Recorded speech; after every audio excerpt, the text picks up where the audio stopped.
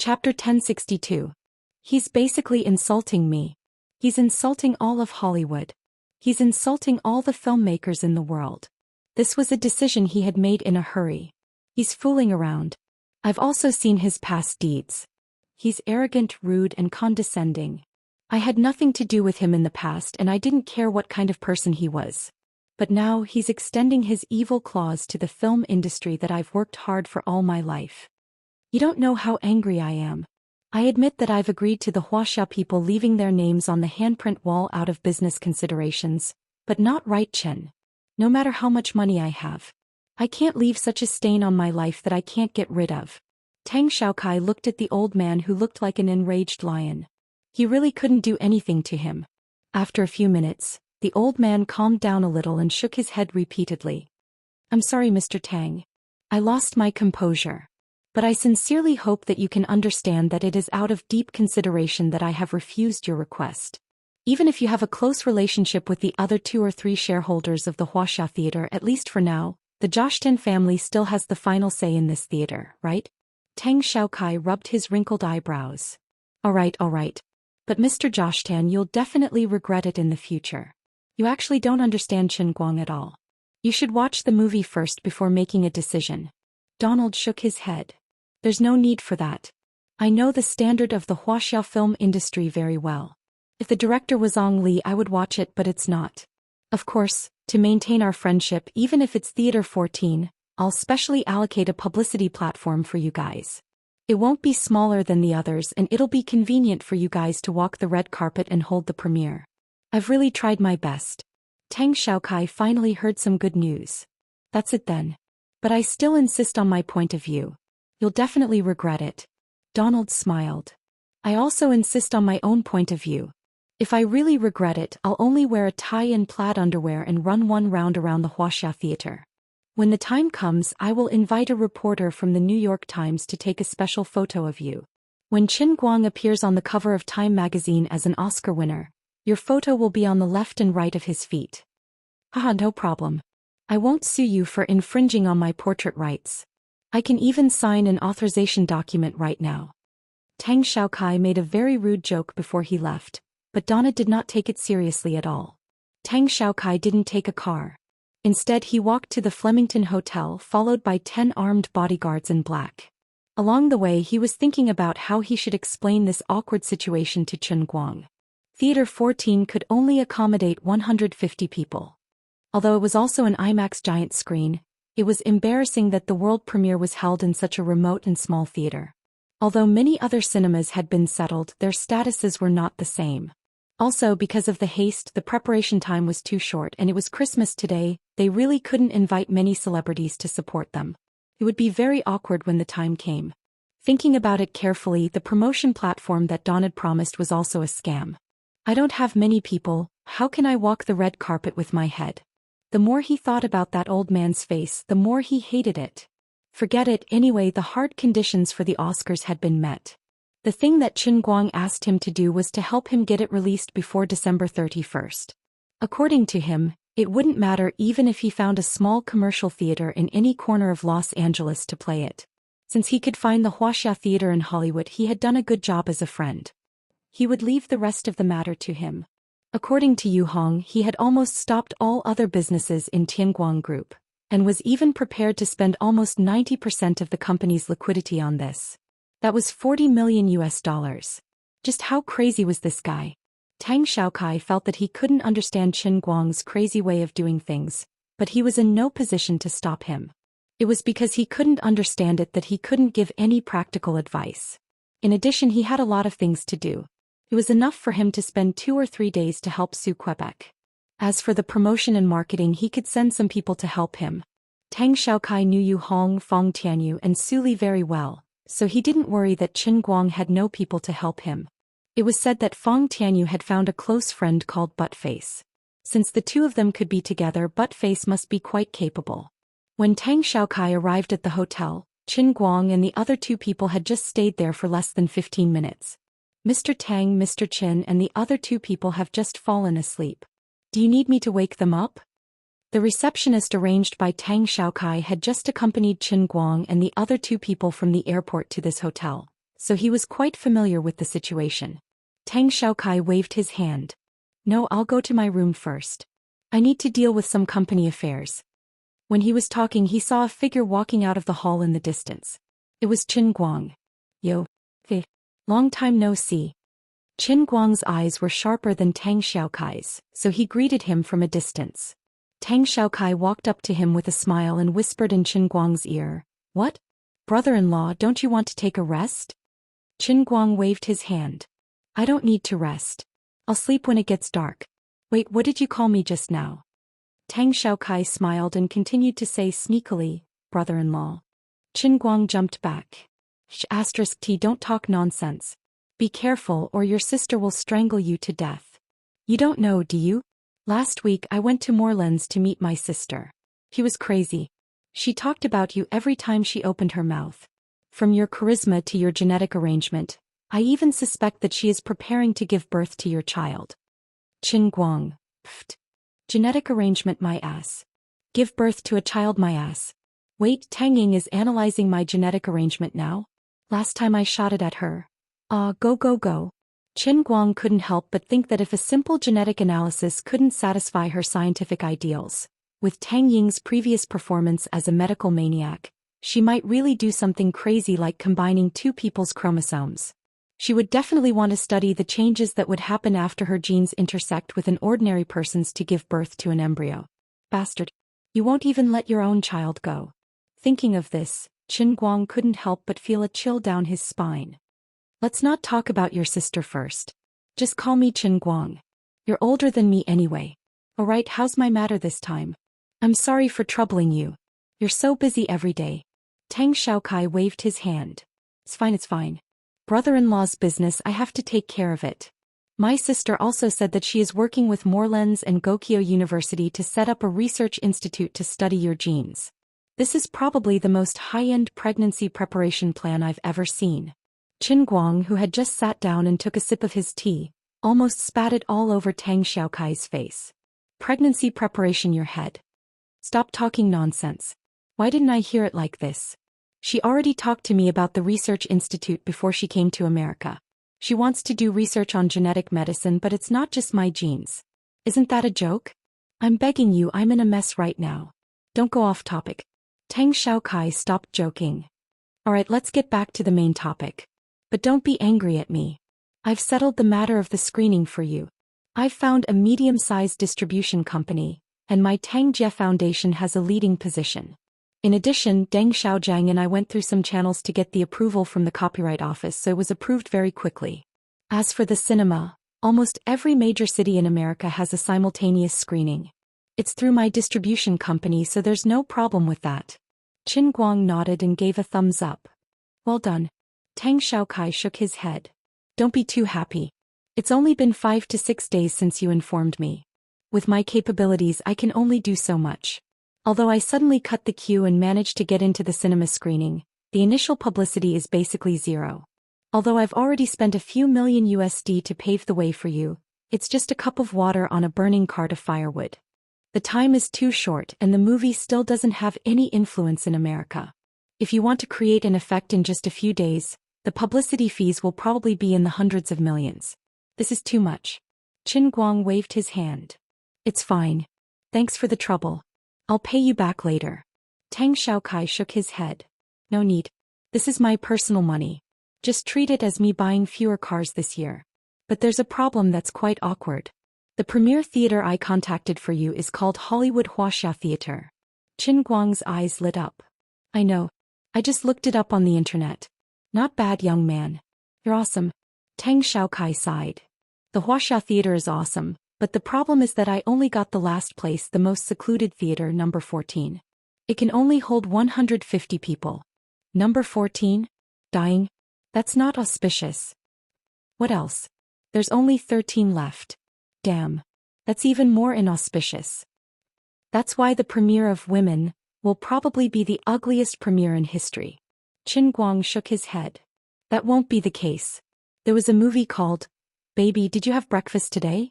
The premiere was held in my hometown's county cinema. Tang Xiaokai stared at him. Damn. You're too easily satisfied. You're Qin Guang. You should be more ambitious. Say, your intentions are too obvious. I'm even worried that you've aroused the resentment of the people in the film industry. You originally had the chance to get number 7 theater, but the person in charge of the Wuxia theater, Donald Jostein, is unhappy with you. So the deal didn't go through. I originally wanted you to leave your name on the handprint wall, but it failed. Qin Guang shook his head nonchalantly. It's impossible for my intentions not to be obvious. Normal people wouldn't be like me and suddenly decide to try for the Olympic Games. It's understandable. Chapter 1063. You're quite open-minded. Oh, there's another problem. What is it? Logically speaking, we should get some celebrities to help promote the premiere. I've tried contacting many people before, but it was too rushed. But this was too hasty. Those with status had other plans for Christmas. Otherwise, even if it was an important family gathering, they would not be able to attend. Those who are willing to fly to Los Angeles at such an important time are not big enough. I thought it would be pointless to come, so I didn't ask them. So, Qin Guang suddenly understood. He remembered that Deng Xiaojiang had told him about the premiere in Wuxia yesterday. It was a gathering of heroes. Other than the main cast members, there were at least 20 to 30 A-list and A-list celebrities. Celebrities, politicians and business tycoons from all walks of life could fill up half the seats in the screening hall in Yanjing. All the major media outlets were fighting for a ticket. Looking back at his side, it was like the difference between Manhattan and Chengjigo. The scene was collapsing. Forget it, of course it's not your fault. After all, we didn't have the intention to release it globally at the beginning. I've also disrupted Big Beard's overall plan. If Tianguang Group hadn't become the major shareholder of the movie, Big Beard wouldn't have been able to change my mind. You wouldn't have gone crazy with me like this. As for whether the premiere looks miserable or not, it doesn't matter. The Oscars are about the art of the movie. This is my core advantage. I'm confident in this. Tang Xiaokai nodded. I know you're not short of money. You can earn a lot of money now. What you really care about is not the box office. But if the box office performance is too miserable, I'm afraid it will affect your next step in the Olympic Games. It's fine here in Los Angeles. With the budget you've taken out, your promotion will be everywhere tomorrow morning. But it'll be too late for other cities. The most likely situation will be that, other than here in Los Angeles, your women can only have a 3-day tour in many other cities. This is very disadvantageous. Although only a small group of people are voting, the overall box office and reputation of the movie are extremely important. This will sway other people's opinions. What if the film critics don't even have time to watch your movie and take it off the screen? Qin Guang shrugged. There's nothing we can do about it. What's done is done. We'll just have to take it one step at a time. We can't hold back our urine. Let's go to the Hollywood Wuxia Theater. I want to see how awesome this place is. Tang Xiaokai stood up as well. I don't even know where your determination comes from. Qin Guang turned around and smiled meaningfully. This is a matter of life and death. I can't be careless. I don't have a way out. Tang Xiaokai didn't know what was going on. He followed behind and asked, Is it that serious? Qin Guang nodded. It's that serious. The two of them strolled all the way to the entrance of the Wuxia Theater and looked inside from afar. It was Friday afternoon and it was still working hours, but the place was bustling with people. Qin Guang put his hands behind his back and stood under the handprint wall. He looked across the long square and sighed. It's quite extravagant. Tang Xiaokai nodded. But the more extravagant it looks, the more awkward your situation will be during the premiere next Monday. It doesn't matter. I don't care about the premiere at all. You don't even know how I can turn things around. I'll bet $5 that you've never seen a heroine before. Tang Xiaokai's face turned red.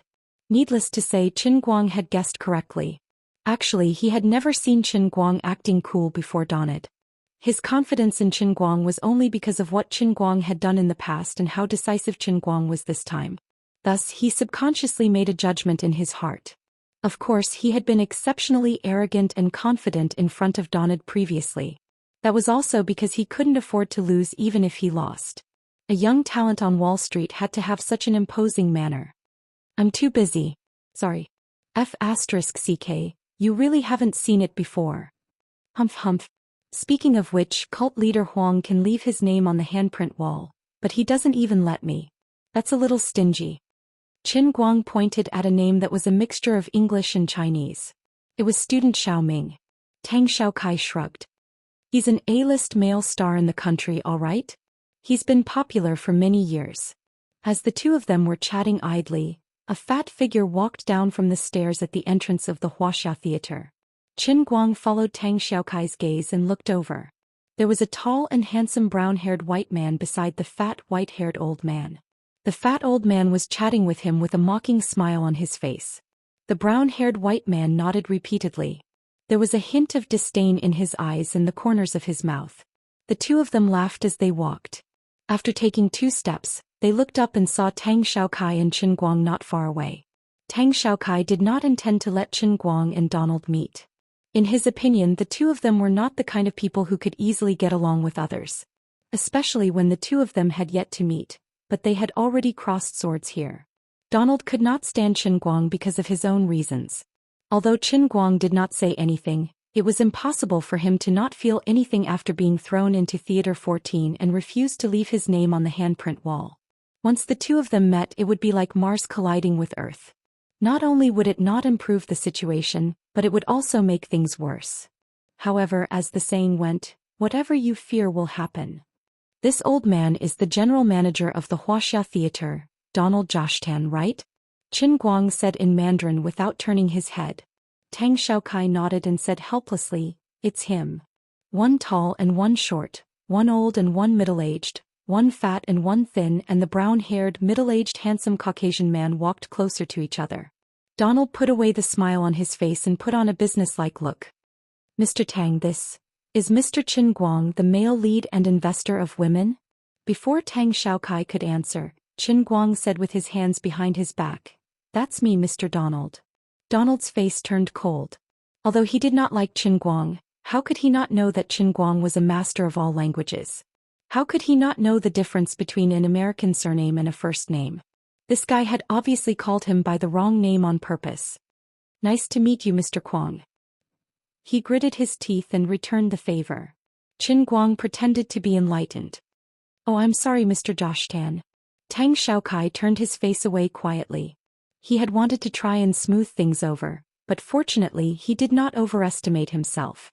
How was he supposed to smooth things over? He felt that they should just fight in the ancient Roman Colosseum. I hope they don't really fight. Otherwise Donald might die. Although Donald did not like Qin Guang, he knew that there was no need to offend him too much. He would wait for Qin Guang to change his words and he would change his words as well. "Mr. Qin, forgive me for being presumptuous, but I heard that you want to participate in this year's Oscars. Is that true? Or is it just a beautiful coincidence that you're trying so hard to get your movie released on Christmas Day?" Qin Guang nodded and smiled. "Mr. Zhou Xian, I know that in your heart the Chinese are usually humble and polite. Even if I really had such a plan, I should be very humble and tell you that I don't have such unrealistic thoughts. But I'm sorry, I'm a very honest person and I say whatever I want to say. You're right, I'm indeed here for the Oscars." Qin Guang had thought it through. Regardless of whether he admitted it or not, the people in the Western film industry were not fools. How could they not understand his intentions when they were so obvious? He would not be able to get more points if he continued to hide it, so he might as well admit it directly and tell everyone in the American Film Institute that he, Qin Guang, was here for the Oscars. Donald Zhou Xian did not seem surprised by his answer. His old face trembled slightly. "It's exactly as I thought. You're as arrogant as the rumors and what you've shown on the internet." Qin Guang cupped his hands. "Sorry for the disrespect. In China, this is called having a card up your sleeve and not fighting a battle unprepared. I was a little ashamed when I moved you guys from Hall 7 to Hall 14, but I'm completely at ease now. I even regret agreeing to your request to screen your movie in the Wuxia Theater." Qin Guang was not angry. "No, this will be your honor in the future, Mr. Zhou Xian. You might even witness the birth of a new era in the film industry. I would also like to thank you, Mr. Zhou Xian. I'm honored to be able to hold the world premiere in your theater, even if it's only Hall 14. Donald Zhou Xian knew that he had always been criticized by the people in the industry for his bad temper and being difficult to deal with. However, he suddenly felt that Qin Guang was even more despicable than people like him. He was obviously certain that he had signed the contract and he was not willing to pay the price of going back on his word. That's right, he's here to humiliate me and the North American film industry. I really feel sorry for myself. I shouldn't have given face to the Tang Jie Foundation a few days ago. Mr. Tang, can you communicate with your friend? He's too difficult to communicate with. Donald turned his attention to Tang Xiaokai. He really did not want to chat with Chen Guang anymore. Tang Xiaokai was secretly laughing so hard that his stomach hurt. Chen Guang was ruthless. He knew that the other party was regretting it, yet he still thanked him. This was worse than scolding him directly. This guy scolded and exposed people's shortcomings without using any vulgarities. Why didn't he realize that he was so black-bellied in the past? Tang Xiaokai held back his laughter and coughed. Mr. Zhou, my friend Chen Guang is very polite. Is there anything wrong with what he said? Zhou could not take it anymore and decided to leave. He turned to the brown-haired middle-aged man beside him and said, William, I have something to attend to. I'll leave first. Talk to you another day. He did not even want to say goodbye. He had already lost his last bit of courtesy. After taking 2 steps, he held back his temper and turned back. Mr. Chen, I wish you a great premiere. Chapter 1064. He made up his mind. Originally, he had only planned to give the premiere of Women the same scale as the other movies. But the day after tomorrow he would slightly shrink the space for the others. He would give them the widest red carpet, the largest screen, and even 1/5 of the handprint wall square. At that time, the more space you take up, the more empty your booths and red carpet will look. Shameful Chinese, I will make you the biggest joke of Christmas. I will make people laugh at you in the newspapers and media. The world premiere of the desolate 14th screening hall. I have to let you know that what you do in China will not work here.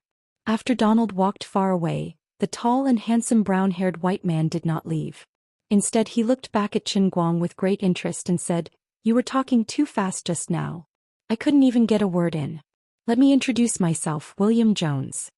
Chen Guang did not know who this person was, but Tang Xiaokai immediately remembered and introduced him to Chen Guang. Chen Guang, this is the male lead of the Sunshine Man, William Jones. He is one of the hot favorites for this year's Oscars. Chen Guang was suddenly interested and was about to speak. But William Jones' face suddenly fell. Mr. Chen, no matter whether I win the award or not, I sincerely hope that I will not see you at the award ceremony. Otherwise, I will think that it is a mockery and humiliation to me. Goodbye. Oh no, it would be best if we never see each other again. After he finished speaking, he followed Donald's example and turned to leave without hesitation. Chen Guang felt that he might be afraid of being beaten to death here. Damn it, the old man had been beating the geese all day long, but now he was being pecked in the eye by the geese. The old man was the king of acting tough, but now he was being bullied by a pretentious guy. Don't stop me. I will beat the hell out of you. Calm down. Brother Guang, calm down. Weren't you very black-bellied just now? You can't lose your cool. I don't care how good your acting skills are, but you can't have any negative news about you. Otherwise it will blow up. In the end, Chen Guang was stopped by Tang Xiaokai. Tang Xiaokai was right. This trip to the United States had brought countless black marks. It didn't matter if he didn't have any desires, but what he wanted was to be recognized by the American Film Association and become the new best actor. At that time, the negative news would be too strong and he would be publicized as a violent maniac. He would be feared like a tiger and he wouldn't even be able to enter other people's doors. He wouldn't even be able to see them. How would he be able to communicate with others and bribe them to his side? Forget it, there's no use beating him up anyway. Damn it, not only do I have to appear in front of him at the award ceremony, I also have to snatch the trophy from his hands. I'll piss you off to death. Chen Guang forcefully found a reason for himself to let the other party go. He was very domineering. The two of them stormed back to the Flemington Hotel. Tang Xiaokai couldn't stay here anymore. He excused himself to Chen Guang and left. Before he left, he gave Chen Guang a bargaining chip. I know you're determined to win an Oscar. To be honest, before you came here I got some hints from some people. Many people think that it's not a bad thing if you really win an Oscar. Actually, I have a budget specially prepared for you. If your company can't hold on any longer, you can let me know. Then Chen Guang said, I can't hold on any longer. Take it out quickly. It would be a waste not to take it. Tang Xiaokai turned around and ran, completely lacking the demeanor of a Wall Street elite. He had seen shameless people, but he had never seen someone as shameless as this. You've only spent a little of the $40 million you prepared, And you still have the nerve to ask me for money? What a drug dealer. At around 1 in the afternoon, Feng Tianyu and Lu Xiaoyang both woke up. Of course, the two of them hadn't slept enough, but since they had to adjust their biological clocks, they couldn't get enough sleep during the day. The rest earlier was just to adjust their working state. The two of them first went to Qin Guang's room to report and then went out to busy themselves. Qin Guang locked himself in his room to write a book. That's right, his new book was called World School Performing Arts. It was very simple, straightforward, and shameless. He even came up with a subtitle. The truth 7 billion people want to know. There's a fourth type of acting in the world that completely surpasses experiential, methodological, and expressive types. You're not earthling if you don't watch. Calculating the time, Qin Guang had to come up with a full set of theoretical knowledge and practical learning and application framework in 5 days. The workload was quite heavy. Since his arrival had already caused conflict in the European and American industries in advance, there was no doubt that as the publicity continued, he would become more and more conspicuous and hated. However, there was no turning back. He couldn't give up the publicity plan just because he was afraid. Otherwise, the movie would be a complete flop in North America. It would have a 3-day theatrical run and not many people would have seen it. What should he do? The senior members of the American Film Institute who had voting rights had never been to the cinema before. They had never heard of it. How was he going to convince them? Knock on the door of every house with a Blu-ray disc, tie people to a chair and force them to watch it? Alright, even though I have this plan, there can't be too many people. I can handle 1, 2, or 10 people, but how am I going to tie up hundreds or thousands of people? No matter what, I have to use publicity to get people into the cinema first. At least let them have a first impression. It won't be too bad, so it'll be easier to do later on. Therefore, Qin Guang knew that he couldn't do it, but he had to do it. However, he couldn't let the situation continue to develop in a direction that was disadvantageous to him. After all, if the worst situation happened, there would be no reason for him to just rely on words. He could only do what he did in the past. In this field that was difficult to quantify, he had to show his absolute strength and win everyone's respect. Before all the attention was on him, he would use this book to change the impression of some people who were prejudiced against him. He would make them doubt themselves, and in the end they would obediently walk into the cinema. At that time, these people would have a completely different feeling when they combined this monograph with his performance in Women. Therefore, Qin Guang couldn't be careless. Either he didn't write this book or he wrote a book that could make people kneel on the ground and sing Conquest. The old man didn't believe it. The old man's knowledge came from the devil training of the Holy Grail. He didn't use it usually because he didn't want to scare people to tears. You force me to do this. The next day, under the operation of Feng Tianyu and Lu Xiaoyang, large posters of Women appeared on the streets of Los Angeles. It was even more crazy and thorough than when Hero and Shaolin Soccer were released in the United States. There had never been many people like him who had no bottom line and used money to open the way. Although Americans advocated freedom, they advocated US dollars more. Although there were stubborn old men like Donald Jostein, there were more businessmen in the advertising and business circles who had no bottom line. As long as you have US dollars, you can even buy my life, let alone my billboards. Although everything was prepared in a hurry, the Tianguang group that went all out brought out the strongest fighting force in history. When Qin Guang and the others took off in the Boeing 787, the Tianguang group had already started to prepare the resources for the entire supporting publicity. Feng Tianyu negotiated with several printing companies overnight and urgently contacted and paid for it in China.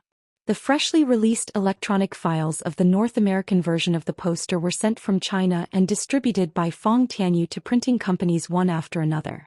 The posters that were hung in countless squares and streets were beautifully made and creative. They even carried the fragrance of fresh ink. Lu Xiaoyang, on the other hand, was like a fighting chicken, waving US dollars and negotiating with one advertising contractor after another. Not only in Los Angeles but also in the world-famous New York Times Square, there were also large posters with Qin Guang's big face printed on them. In addition to the promotion of the movie itself, Lu Xiaoyang decisively carried forward his boss's shameless style. I don't care what you do, I just have to brag about it first. His strategy was simple and straightforward, but it was effective. He avoided the shortcomings of Women itself and focused all the publicity resources on his boss alone, praising his acting skills to the skies. Women was too weak in other aspects. If they wanted to achieve the boss's goal, they could only do what he said, which was to focus all the light on him. They hoped that he could support the whole movie with his acting skills and rush for the Oscars. There were so many shameless advertising slogans that Lu Xiaoyang almost believed them. Don't say anything. Just write the script according to what I say. I read one sentence and you write one sentence. Mistral Qin is the greatest performing artist since the 19th century. His artistic achievements are a link between the past and the future. In the past 300 years, it is impossible to find a great artist who can be compared to him. He is about to come up with a truly epic-making monograph on the performing arts, just 2 days after the movie is released. It will completely subvert the current performing arts system. Everyone please wait and see. The poor reporter from New York Film Weekly, Bowen, was about to cry. Mistral Lu, if I write like this, my grandma will spank my ass when I get back. Lu Xiaoyang slammed $5,000 on the table in front of him. Take it, it's for your ass's medical expenses. My boss lacks everything but money. Bowen jumped up. My ex-girlfriend's writing is also very hard. I'll call her immediately. Lu Xiaoyang patted him on the shoulder. Good luck, Bowen. I like media people with attitudes like you. I have to leave now. The people from UBC are still waiting for me. You can contact my assistant for the rest of the matter. He just got off the plane and will call you in about 3 hours. With that, Comrade Xiao Lu patted his ass and left. As a former paparazzi, he had never been as generous as he was today, although his heart was bleeding when he spent $5,000. Damn, that's more than $30,000.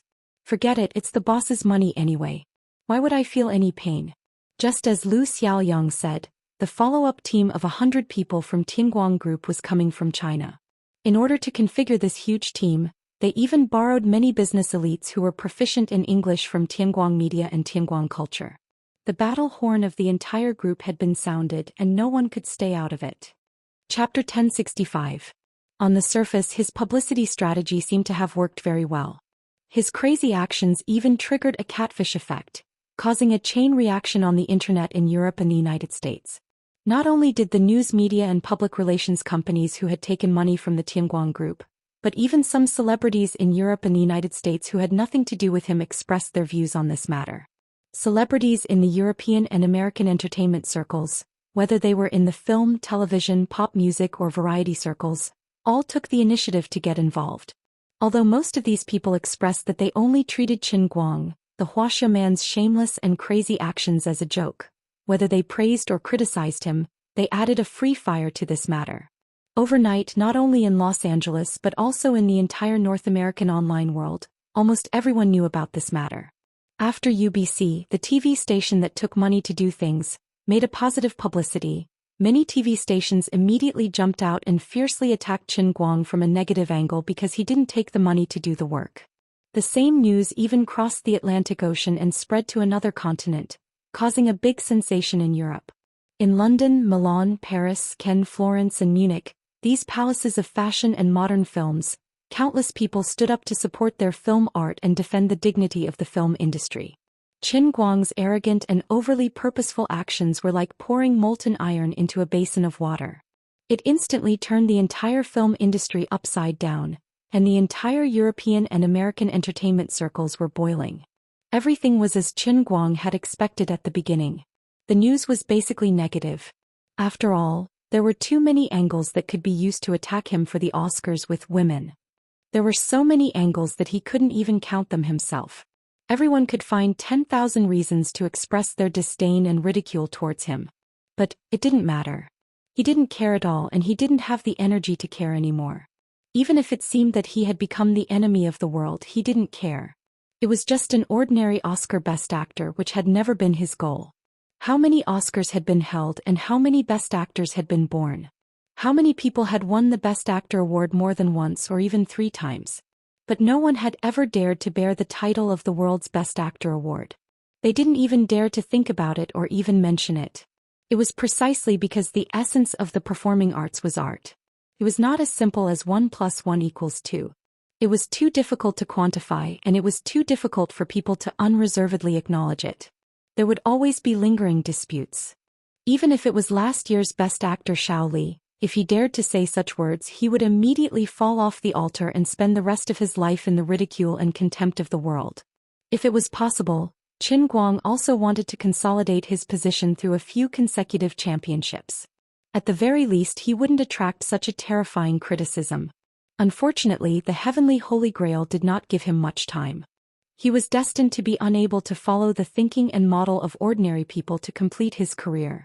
He had to first make enemies of the whole world in order to make himself stand on the opposite side of all criticism.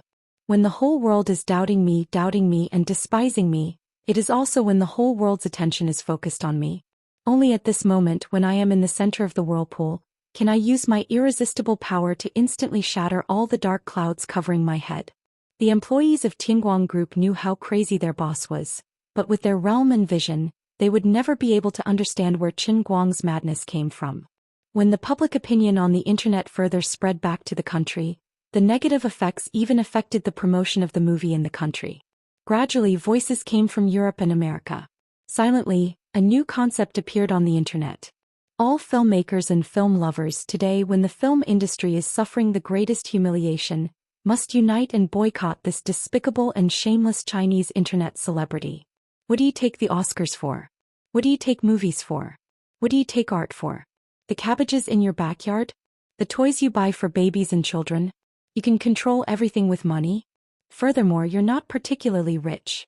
Even Mark Zuckerberg, Bill Gates, and Warren Buffett don't have such power. Who do you think you are? The son of Nike's chairman, Travis Knight, is worth tens of billions of US dollars. In order to fulfill his movie dream, he finally came up with Legend of the Magic String. He only received a nomination, but he didn't even stand on the podium. He has more money than you, has more dreams than you, and is more focused than you. Even he doesn't dare to talk nonsense like this. Who do you think you are? So what if you have great achievements in other fields?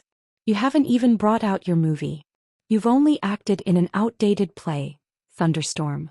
How do you have the face to fight for the Oscars? Every filmmaker, every person who loves movies, if you still have dreams, if you still have perseverance, if you don't want to see the greatest art since mankind entered the 20th century become a joke, unite. Boycott him. Reject his news. Reject his hype.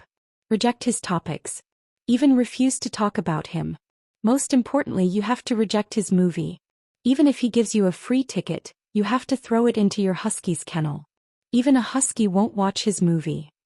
The voices grew louder and louder, crossing the Atlantic Ocean from North America to Europe, then crossing the time difference to rush to Asia and back to China. There was also an uproar in China. People in the world always had their own opinions. Qin Guang's die-hard fans, of course, spared no effort to stand up for him. But there were still all kinds of debates on the internet. Some people said that he had embarrassed himself abroad. Others said that before you scold him, look at his past, look at his achievements. What right do you have to doubt him? You don't even deserve to carry his shoes. Others said that those who say such ignorant words don't understand movies, don't understand acting, and lack a basic outlook on life. They are all brainless young people who haven't matured yet. This is the standard. If you can do it, then do it. If I can't refrigerate, then I can't scold the fridge?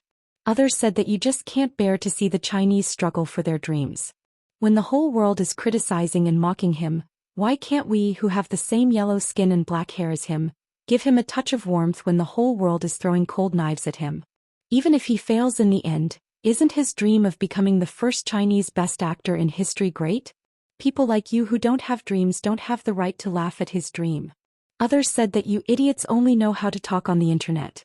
If you want to support his dream, then go vote for the Oscars. Do you even have the right to vote?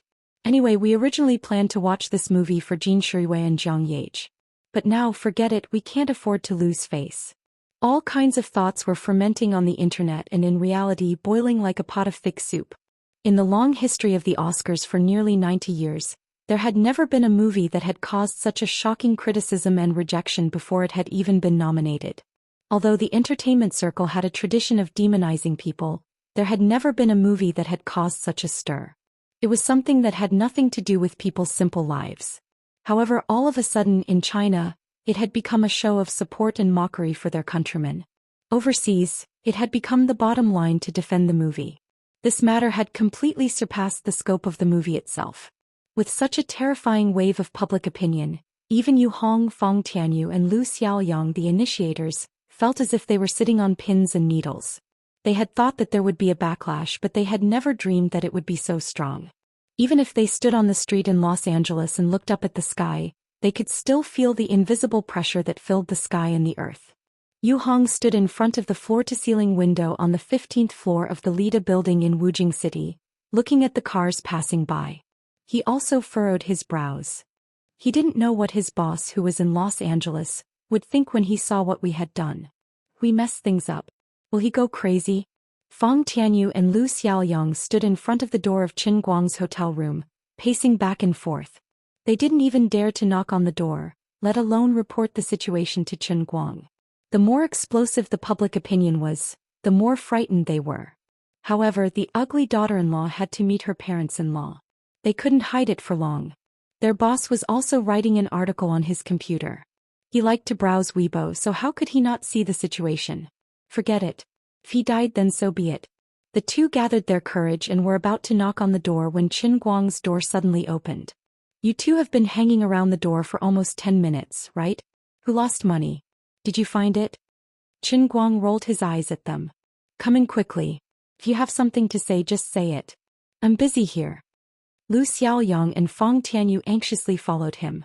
They were worried that Qin Guang would suddenly slap them in the face. Boss.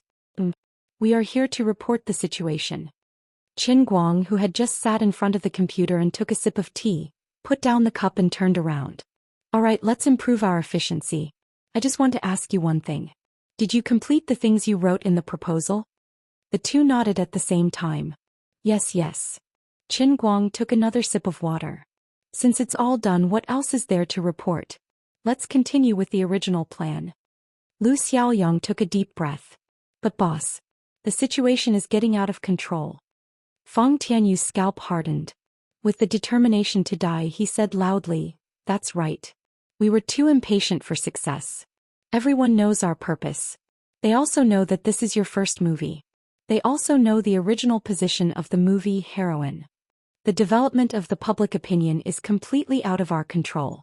Now, even if we spend $200 million, we can't suppress the negative and criticism, let alone $40 million. Lu Xiaoyang nodded heavily and almost shouted, That's right. Boss. This time you might really have the whole world as your enemy. The whole world as your enemy. Didn't you check Weibo? Qin Guang was stunned for a moment and then he came back to his senses. I just checked the website half an hour ago and I thought you had something new to report. But it turns out to be this lousy matter? Lu Xiaoyang was shocked. Boss, you call this lousy matter? Qin Guang shrugged. Of course. If this isn't lousy matter, then what is? You don't say. My dad just called and scolded me. Fong Tianyu could not help but ask, What did he say? Qin Guang wore a fearful expression as he continued, You've scolded me to the point that I nearly disregarded my son. Lu Xiaoyang said embarrassedly, Uncle Qin must be joking, right? Qin Guang returned to his calm look. That's right. He was joking. Fong Tianyu and Lu Xiaoyang looked at each other. What time was it? Boss, why are you still panting while talking? What's wrong with you? Chapter 1066. Boss, what should we do now? Do we need to get more people to use some special methods? Lu Xiaoyang hinted that Qin Guang had some special channels and connections in China. At the very least, Lu Xiaoyang knew that Qin Guang had some connections in China. At the very least, he could stabilize the public opinion in China. Fong, you can't care about the North American box office and the Oscars anymore. He must at least protect the Chinese box office. However, he never expected that Qin Guang would already be sitting before his computer and typing on the keyboard. Nothing much. We'll just follow the original plan and do what needs to be done. Since we have prepared $40 million, we will continue to spend it. It doesn't matter if people scold me or support me. They are giving us free publicity and we don't need to thank them. Fong Yi stopped talking after that. Normally, he wouldn't mind messing around with the two of them, but World School of Performing Arts was a difficult book to write. He understood everything in his head, but he had to write from simple to deep and from deep to simple so that others could understand and learn it. It is not easy for Feng Yu to construct a knowledge system for others to learn and understand. Qin Guang's theory is more than 10 times better than Stanislavski's performing arts system. Feng Yu's time is tight and he must make every sentence in his book concise. He must use the least amount of words to express the deepest meaning. If he wasn't an invincible language master who was proficient in 4,987 languages, he wouldn't have been able to do it. Lu Xiaoyang and Feng Tianyu looked at each other and then at Qin Guang, who is as calm as a Zen monk. They were speechless for a while. Does Feng Yu not know what is going on? Of course Feng Yu knows the tricks of the public. Feng Yu had worked his way up to where he is today because of the controversy of the public opinion. He started by going against his school's vice principal, Su Lijing, and then became an online anchor. After that, Zhou Wei tried to cause trouble for him with 8 magazines. In the end, Qin Guang even got Tianguang management to send legal letters to countless media outlets and marketing accounts. No matter from which angle one looked at it, Qin Guang could be considered as a master of public opinion. He cares about his reputation and is good at reversing the criticism. More often than not, he could see through the situation at a glance. He knew what kind of response and preparation would be the most effective under the circumstances of public opinion. He used to be a person with a good reputation who would easily lose his temper, but why did he become so calm this time? What is Feng Yu thinking? The situation outside is so chaotic, but he's still expressionless and unmoving like a mountain, allowing us to continue advancing according to the existing track? He does not care about the criticism. At this moment of life and death, with the whole world as his enemy, he could still sit here calmly and write his monograph. How big does his heart have to be to do that? The two finally understood why Feng Yu is Feng Yu and why Qin Guang, who looks like a clown, can endure all the pressure and get to where he is today. Because under this clown's appearance, there is a big heart that can contain the whole world. He would never be knocked down. Come to think of it, up until now, everything he had done had always been to set a goal and then carry it out in an extremely thorough and crazy manner. Even if those who stood in his way were often the world's top experts and experts from all walks of life, and even if there were countless people who doubted his ability, he had never doubted or wavered in his own ability. It is the same this time. The two clenched their fists. Damn, following such a boss, we can only accompany him in his craziness. Time flies and in the blink of an eye, it is the third day. After 48 hours of preparation and criticism, Tianguang Group, the supernova that revolves around Qin Guang, did not stop. In fact, it continued to advertise even more intensely. Posters of women sprang up like mushrooms after a spring rain from Los Angeles on the west coast to Miami on the east coast. One after another, TV stations prostrated themselves under the attack of the US dollar and became his mouthpiece. This is the advantage of living in a democratic land. Even if you know that you are risking universal condemnation, as long as you have money, the media will always be able to make a voice that is not in harmony with the general public. The people of Demi are only boycotting Qin Guang. They will not boycott the media that took Qin Guang's money to speak for him. Other than the TV stations, YouTube, who has worked closely with him in the past, unexpectedly chose to stand on his side at this time. YouTube even paid out of its own pocket to do publicity. At the same time, it prepared several channels to play videos of some of the events he has participated in or organized in the past, as well as the most important evidence of his acting skills, the live video of the play Thunderstorm. He had no idea where YouTube managed to find such a treasure.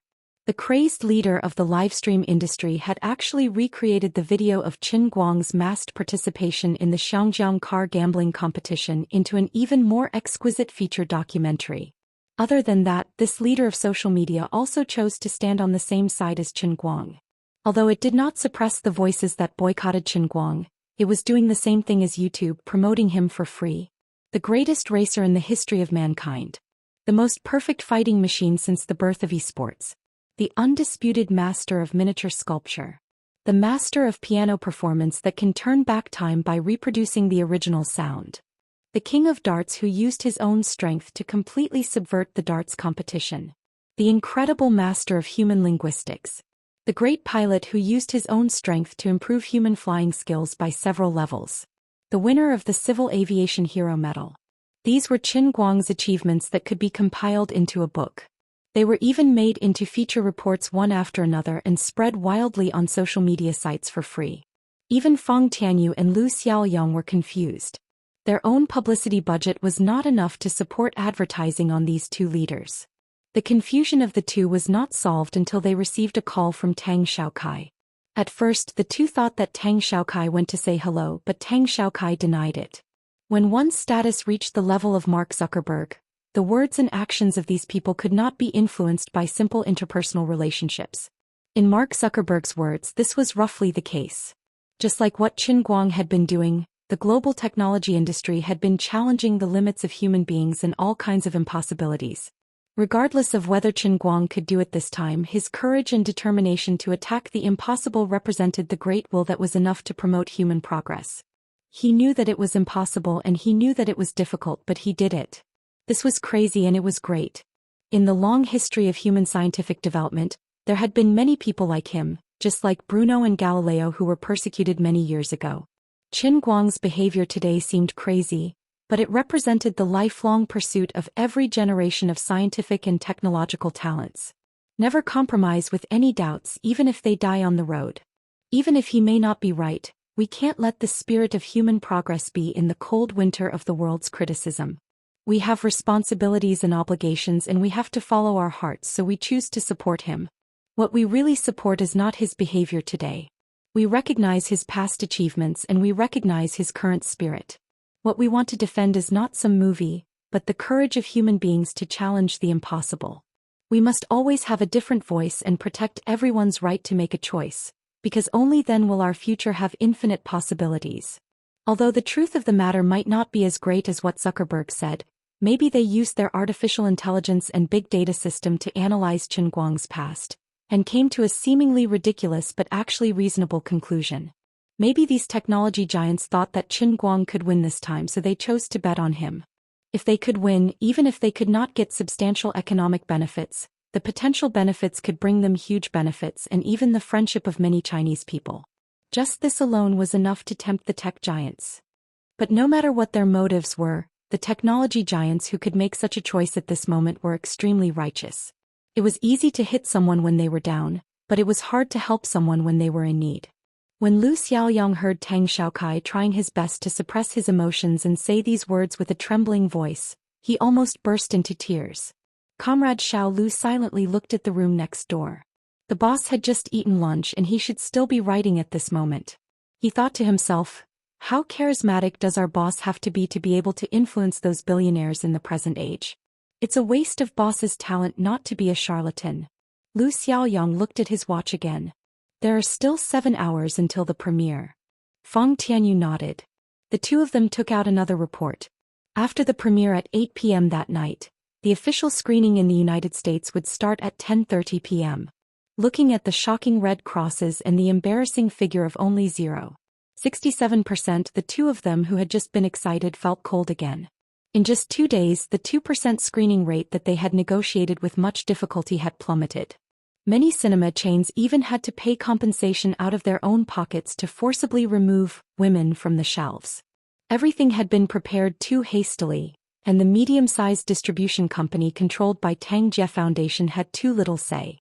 Many cinema chains had to consider the attitude of all American filmmakers. Even though they knew that it was a breach of contract, they had no choice but to further reduce the screening rate. Although the support of the tech giants had slightly changed the situation of public opinion, and although the tech industry and the film industry were inextricably linked, there was still an inevitable barrier. Their stance could not change the situation of the declining screening rate. Such a big publicity for the movie premiere was held in Hollywood's Wuxia Theater's number 14 screening hall, and the screening rate on the first day was only 0.67%. There was no weirder and more painful movie premiere than this. Feng Tianyu still had a bitter look on his face as he waved the premiere invitation list in his hand.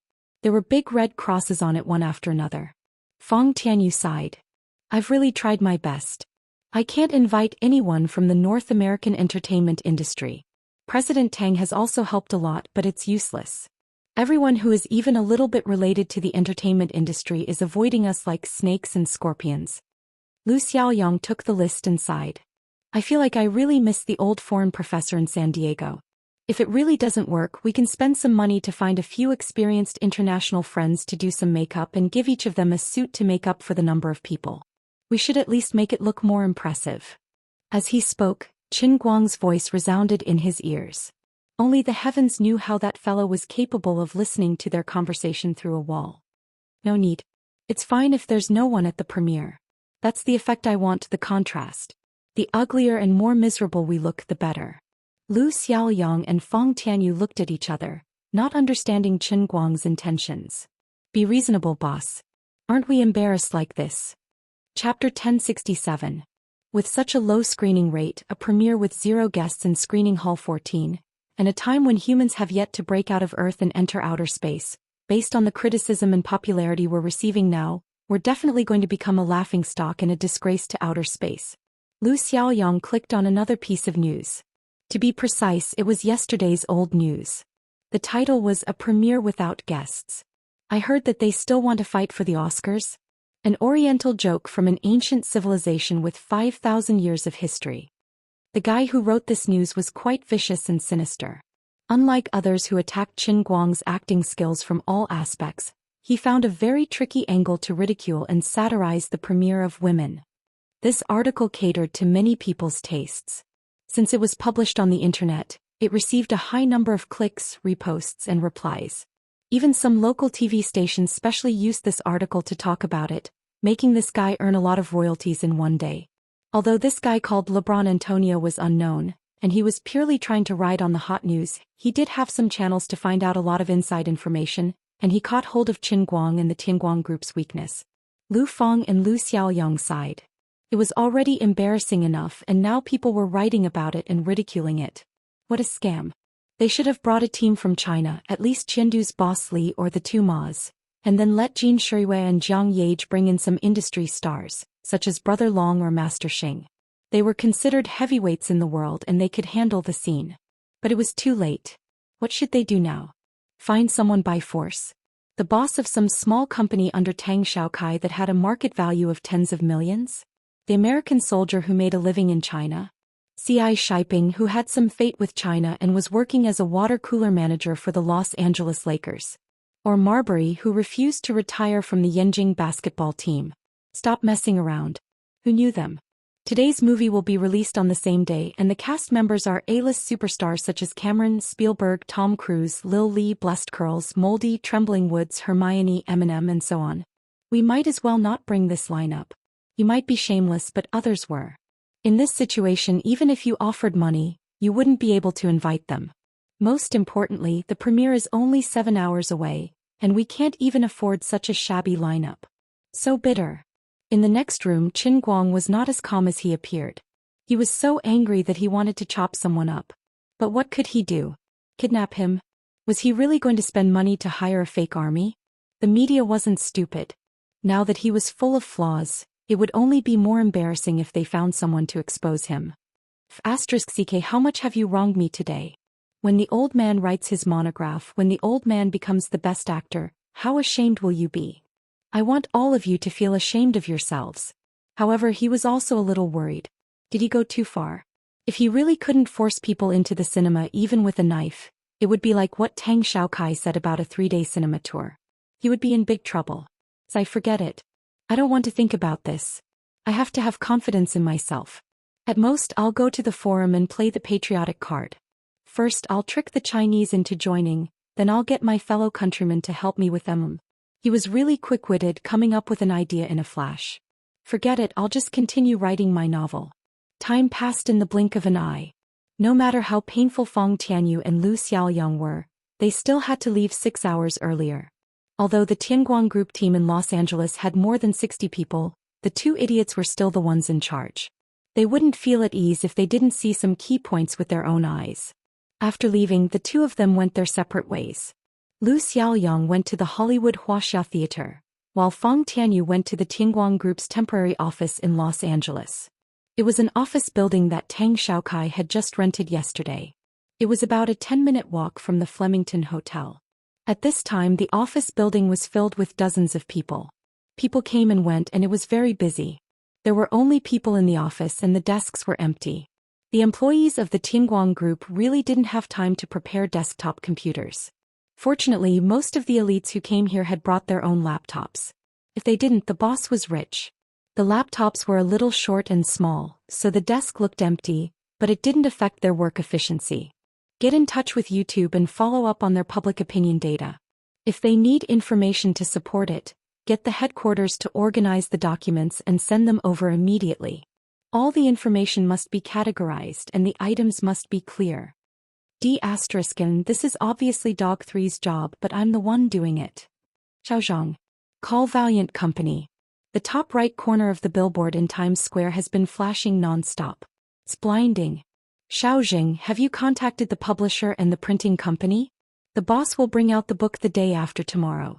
We want to create a global publishing miracle. The boss will publish the book in the morning, and we will send the fragrant book to every newsstand in the US in the afternoon. Before dawn in China, we want all the Xinhua bookstores to be filled with the boss's books. We want Amazon, Jingxi, Taobao, and all the big internet celebrities on Weibo to sell the boss's books. Remember, the price in China is $39.9 and the same in Europe and the US. Not 1 cent more, not 1 cent less. Xiaozhong, Manager Fong, we will lose money this way. Fong Tianyu, if we lose money, so be it. The boss said that the main goal of the first printing is to maximize sales. As long as the losses are within the company's bearable range, there won't be a problem. If we make money, he will only ask me for it. Xiaozhong, what about proofreading and refinement? Will the boss just print it after he writes it? Fong Tianyu grunted. You're finished. You're questioning the ability of the world's #1 language master. Will the boss make a typo? Impossible. Even if he's wrong, he's still right. Have you heard of Lu Xin's story? Do you want me to tell you about it? Xiao Hu, immediately contact all the major cinema chains that have decided not to go back on their word. I just talked to President Tang's distribution company. We will continue to reduce the film's commission by 10% and give the cinema chains 80% of the box office commission. Damn, I don't believe they won't be tempted. Every cinema will subsidize $5,000 for publicity and let them make their own posters. The screening rate is 0.67%. Faster. Tell them that for every additional screening, our distribution company will reward them with $1,000. Xiao Zhou, contact the ticketing company and ask for special tickets. Group tickets. Discounted tickets. The average ticket price in the US cannot exceed $4.50. Give out popcorn as soon as you enter. 3 days later there will be a big gift pack. $39.9 for the big gift pack. The movie tickets and the boss's book will be bundled together. Wait, the big gift pack will only cost $29.9. Qin Guang had gone crazy. Fong Tianyu had also gone crazy. He was dead set on the financial budget given by Su Li. He was going to spend every cent of the Tianguang Group's money, and he was going to spend it wisely. After the initial publicity, the focus of the work had shifted to increasing the screening rate and attendance rate as the top priority. As for how to change the reputation of the movie and the boss's image after he got them in, this was beyond the scope of his ability. It was not something he could manage. Whether a work was good or not, the internet water army and public opinion could play a role. But in the end, the boss had to be as awesome as he said. But as the boss had said, it was not a problem that he needed to worry about or consider. As the boss's right-hand man, he only needed to carry out the boss's will. Anyway, he would do his best and leave it to fate. Bundling the boss's book with the movie tickets was a genius idea that Fong Tianyu had suddenly come up with. Oh, one more question. What about the premiere? Thinking of this, poor old Fong sighed again. Butt-face should be about to explode. He had also tried his best. He had even inquired about the interpersonal relationships that he had built up after working in the United States for so many years. But he could not get anyone to come. I tried my best, but I couldn't do it. Forget it. Anyway, the boss has already given up. We're not Superman. We can't do anything about it. Fong Tianyu's guess was right. At this time, Lu Xiaoyang was standing in the huge square outside the Wuxia Theater in Hollywood. He had a feeling that the wind was howling and the water was cold. Manager Fong, the venue I arranged for you is not bad, right?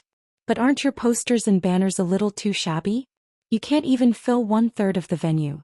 This empty space reminds me of the layout of your cities when I traveled to Wuxia 20 years ago. Also, what is this narrow red carpet? Is it a footcloth?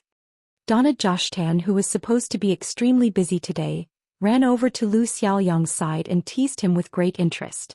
As the manager of the Wuxia Theater for many years, he would not make himself work so hard. Although the Wuxia Theater had to hold the premiere of at least 8 movies at the same time, Donald did not need to worry about everything. The theater company had a complete staff structure and there were people who could help him. As the general manager, Donald only needed to deal with some core affairs, such as wrangling with Tang Xiaokai in the office. Of course, that also included him running over to Lu Xiaoyang's side to add insult to injury. Although work was important, maintaining a happy mood was more important. The premiere of Women is also part of the Wuxia Theater's business. Now that I'm here, I can show my professionalism. Lu Xiaoyang's face was livid. Mr. Zhou Xian, this is not what we agreed on. The venue is a little too big. Also, Mr. Zhou Xian, my surname is Lu. I am not Manager Fong. Donald's expression did not change. Oh, I'm sorry. In my eyes, you Wuxia people all look a little similar. Also, doesn't your company like a bigger venue? Since your company's boss, Qin Guang, wants to win an Oscar, you can't just want a small corner, right? People will think that you are a troupe from China. I heard from a friend that there is a Chinese idiom to describe this kind of people. Called grassroots troupe, right? One had to admit that Donald's Chinese pronunciation was very good, and his pronunciation was very accurate. Obviously, he had expected Qin Guang's people to question him, so he had practiced his lines on purpose. He had prepared his lines in advance to add insult to injury. Lu Xiaoyang was about to explode. Damn it. If it wasn't for the fact that you have a high status in the North American film industry, I would have slapped your face. Damn it, you are the grassroots troupe. Your whole family is a grassroots troupe. Chapter 1068. But Lu Xiaoyang tolerated it. He pinched his nose and replied in a muffled voice. If he did not pinch his nose, he was worried that he would have to use his fists to serve the other party. Then I would like to thank you on behalf of Mr. Qin. Donald smiled insincerely. Manager Fong, you're too kind. If there's nothing else, I'll take my leave. I wish you a great premiere. There will be a lot of media reporters here today. Although your movie has a terrible image in the media right now, I will be happy to invite the media reporters over to take a look, take some photos, write some articles and publish some news. This should be able to satisfy your company's Mr. Chen's requirements and give you a better influence. Donald left immediately after he finished speaking. He could tell that Lu Xiaoyang was about to explode. Although the one who would suffer would be that annoying Qin Guang if he were to be beaten up, but I'm an old man. There's no need for me to suffer with a young man. That would be bad for my health. After Donald left, Lu Xiaoyang took a deep breath for 30 seconds to calm down. He knew that the other party was here to disgust him, and he knew that he had fallen into the old man's trap. But even though he knew that it was a trap, he could not help but jump in. Lu Xiaoyang sighed. Compared to his boss, who would remain calm even if Mount Tai collapsed in front of him, he was worlds apart. Forget it, the boss is right. I'll make a grand entrance no matter how much land you give me. Don't you want to see us make a fool of ourselves? We'll let you see as much as you want today. When the boss's movie is released, all of you will be convinced by the beating. How arrogant you are today will be how embarrassing you will be when the time comes. *CK, my surname is not Fong. Xiaoqing, come here. Contact the printing company and convention company. Change the red carpet immediately. Change the stage. Change the posters. Change all of them. We'll occupy as much land as he gives us. Manager Lu, is this really okay? We don't have any guests. Lu Xiaoyang took a deep breath and imitated Qin Guang's tone. Xiaoqing, you're still young. You don't understand the boss's realm. Don't be happy with external things, don't be sad about yourself. No matter what happens outside, I will stand firm. If you always care about other people's gazes and gossips, then you can only become immortal. Look at our President Qin. How did he achieve so much at such a young age? Little Qin, life is a science. You really have to learn slowly. You're still young. After saying that, Lu Xiaoyang walked away with his hands clasped behind his back like an expert. Little Qin stood there and thought for a long time. Isn't CO Qin only 21 years old? Also, I calculated with my fingers. It's true that Chief Qin is capable, but according to Manager Lu's theory, that boss's greatest achievement is that he is thick-skinned and isn't afraid of being scolded, right? Lu Xiaoyang's calmness and good mood did not last long. Not long after Donald left, William Jones, who had met Qin Guang once before, came over with a large group of friends. These European and American celebrities had come to attend the movie premieres of The Sunshine Man and July in Florence. Although they knew that the recently popular Women was also here, They had originally planned to stay far away from them to draw a clear line between them and the movie. However, after listening to William Jones's suggestion, they immediately changed their minds and came here to see what was going on. Behind this group of people, there was a large group of reporters with their cameras and cannons. Yo, this is the premiere of a Chinese blockbuster that has a screening rate of 0.67% in the United States. That's amazing. What a big stage. Yo, it's the premiere of Hall 14. Looks like a blockbuster. Ha, this reminds me of Anderson's Call. What? The Emperor's new costume. I have a question. Did you guys hear who's going to attend their premiere?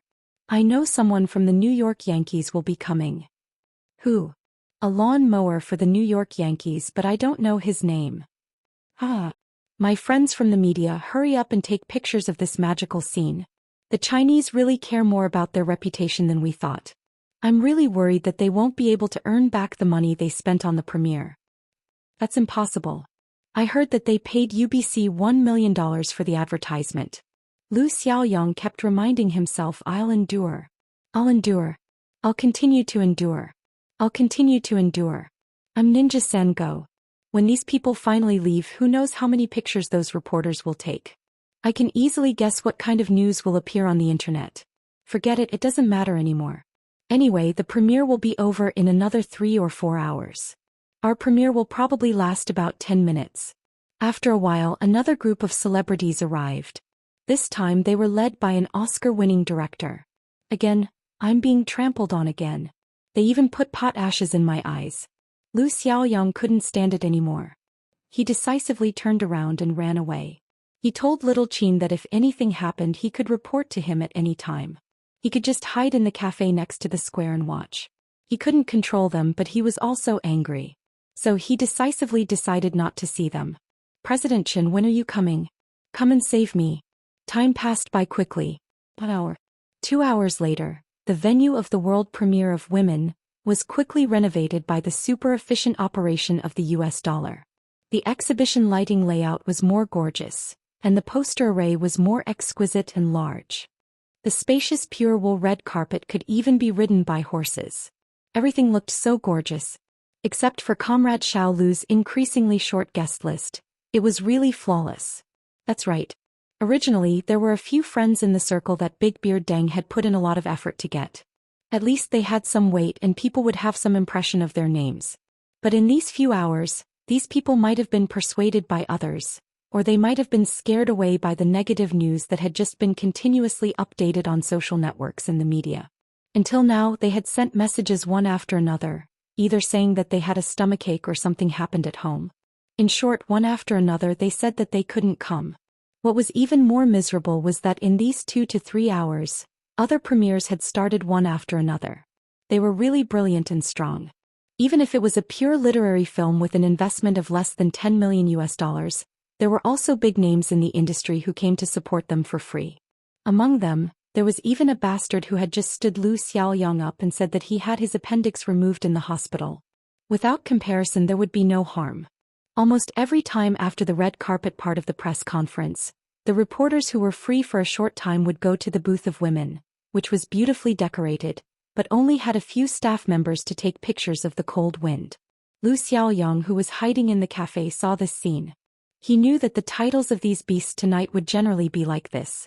XX Movie Conference Stars Shine, China's Women is Deserted.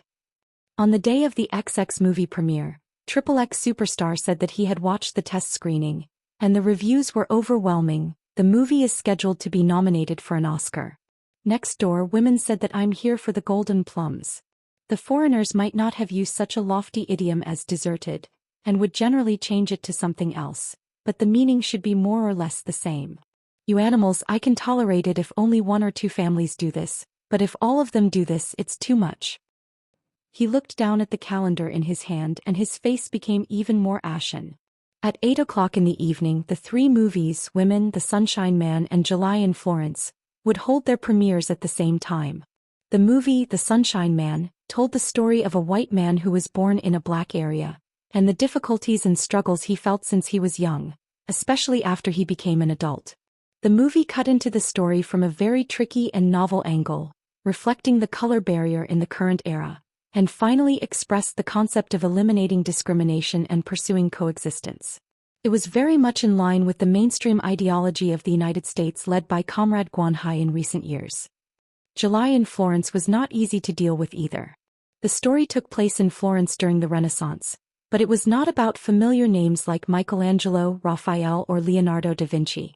July in Florence told the story of the European customs and cultural environment of this special period from the perspective of an aspiring but unknown artist at that time. Under the director's meticulous craftsmanship, the film was beautifully produced. It started from a small point of view and the story was intertwined. The final ending was huge and it could be said to be the best Renaissance historical film in the 21st century. Apart from Women, The Sunshine Man and July in Florence were the hot favorites for this year's Oscar. They did not even need any other publicity, and they had already been nominated for several awards. In particular, William Jones and Ben Affleck, the two male leads in the movie, were almost the two most popular nominees for the Oscar this year. Although the other nominees were also veterans in the industry with good reputations and acting skills, due to the limitations of the theme and structure of the movie itself, they were a lot less imposing than these two. The other actors had even become the tag-along party. However, this was not the problem that Zhou Xian cared about the most at that moment. He only thought about what happened to his boss tonight and his heart ached for him and himself. It's hard to say if we'll be the tag-along party at the Oscars, but we've already been the tag-along party at the premiere. Our booth is bigger than everyone else's combined, but when the other side is bustling with noise, our booth is completely silent. How miserable is that? Who says that international friends are gentle and refined? Who says that international friends are polite and of high quality? These bastards drive to hit people when they're down, and the foreign media's ability to tear people's scars and spit on people's faces, they're all very cunning. While Zhou Xian was letting his imagination run wild, a person suddenly sat down next to him. He turned his head and saw Qin Guang open his Apple computer and snap his fingers at the waiter. "Vetres, give me a caramel latte and 3 grams of oil." "Boss, why are you here?" Zhou Xiaoyang forced himself to focus and asked. Chapter 1069. Flipping open his laptop, Qin Guang continued, "I'm almost done with the first half of the World School of Performing Arts. I originally intended to finish the entire book by today, but it looks like I'm a little late. But it doesn't matter. I'll split it into 2 volumes. Wait for another half an hour and I'll give you the electronic version of the first volume. Contact Fong Tianyu and try to get a hardcover copy of the first volume before the premiere tonight. When the time comes, anyone who's willing to attend our premiere, whether they're people from the media or people in the entertainment industry, even if they're able-bodied men who just happen to pass by, we'll give them a copy. But we don't have a serial number for our printed publications. It's illegal, isn't it?" Zhou Xiaoyang's eyes lit up. He thought Qin Guang's idea was great, but it was a bit inappropriate. Qin Guang said indifferently, "It doesn't matter. We're giving it away for free. We won't make any profit at all. It's just like how people give away collections of theses when they attend academic conferences. It's just a printed product at our own expense. It doesn't violate any laws in the USA. Remember, buttface, tonight when the most embarrassing premiere in history begins, it will be the time for us to blow the horn of our counterattack.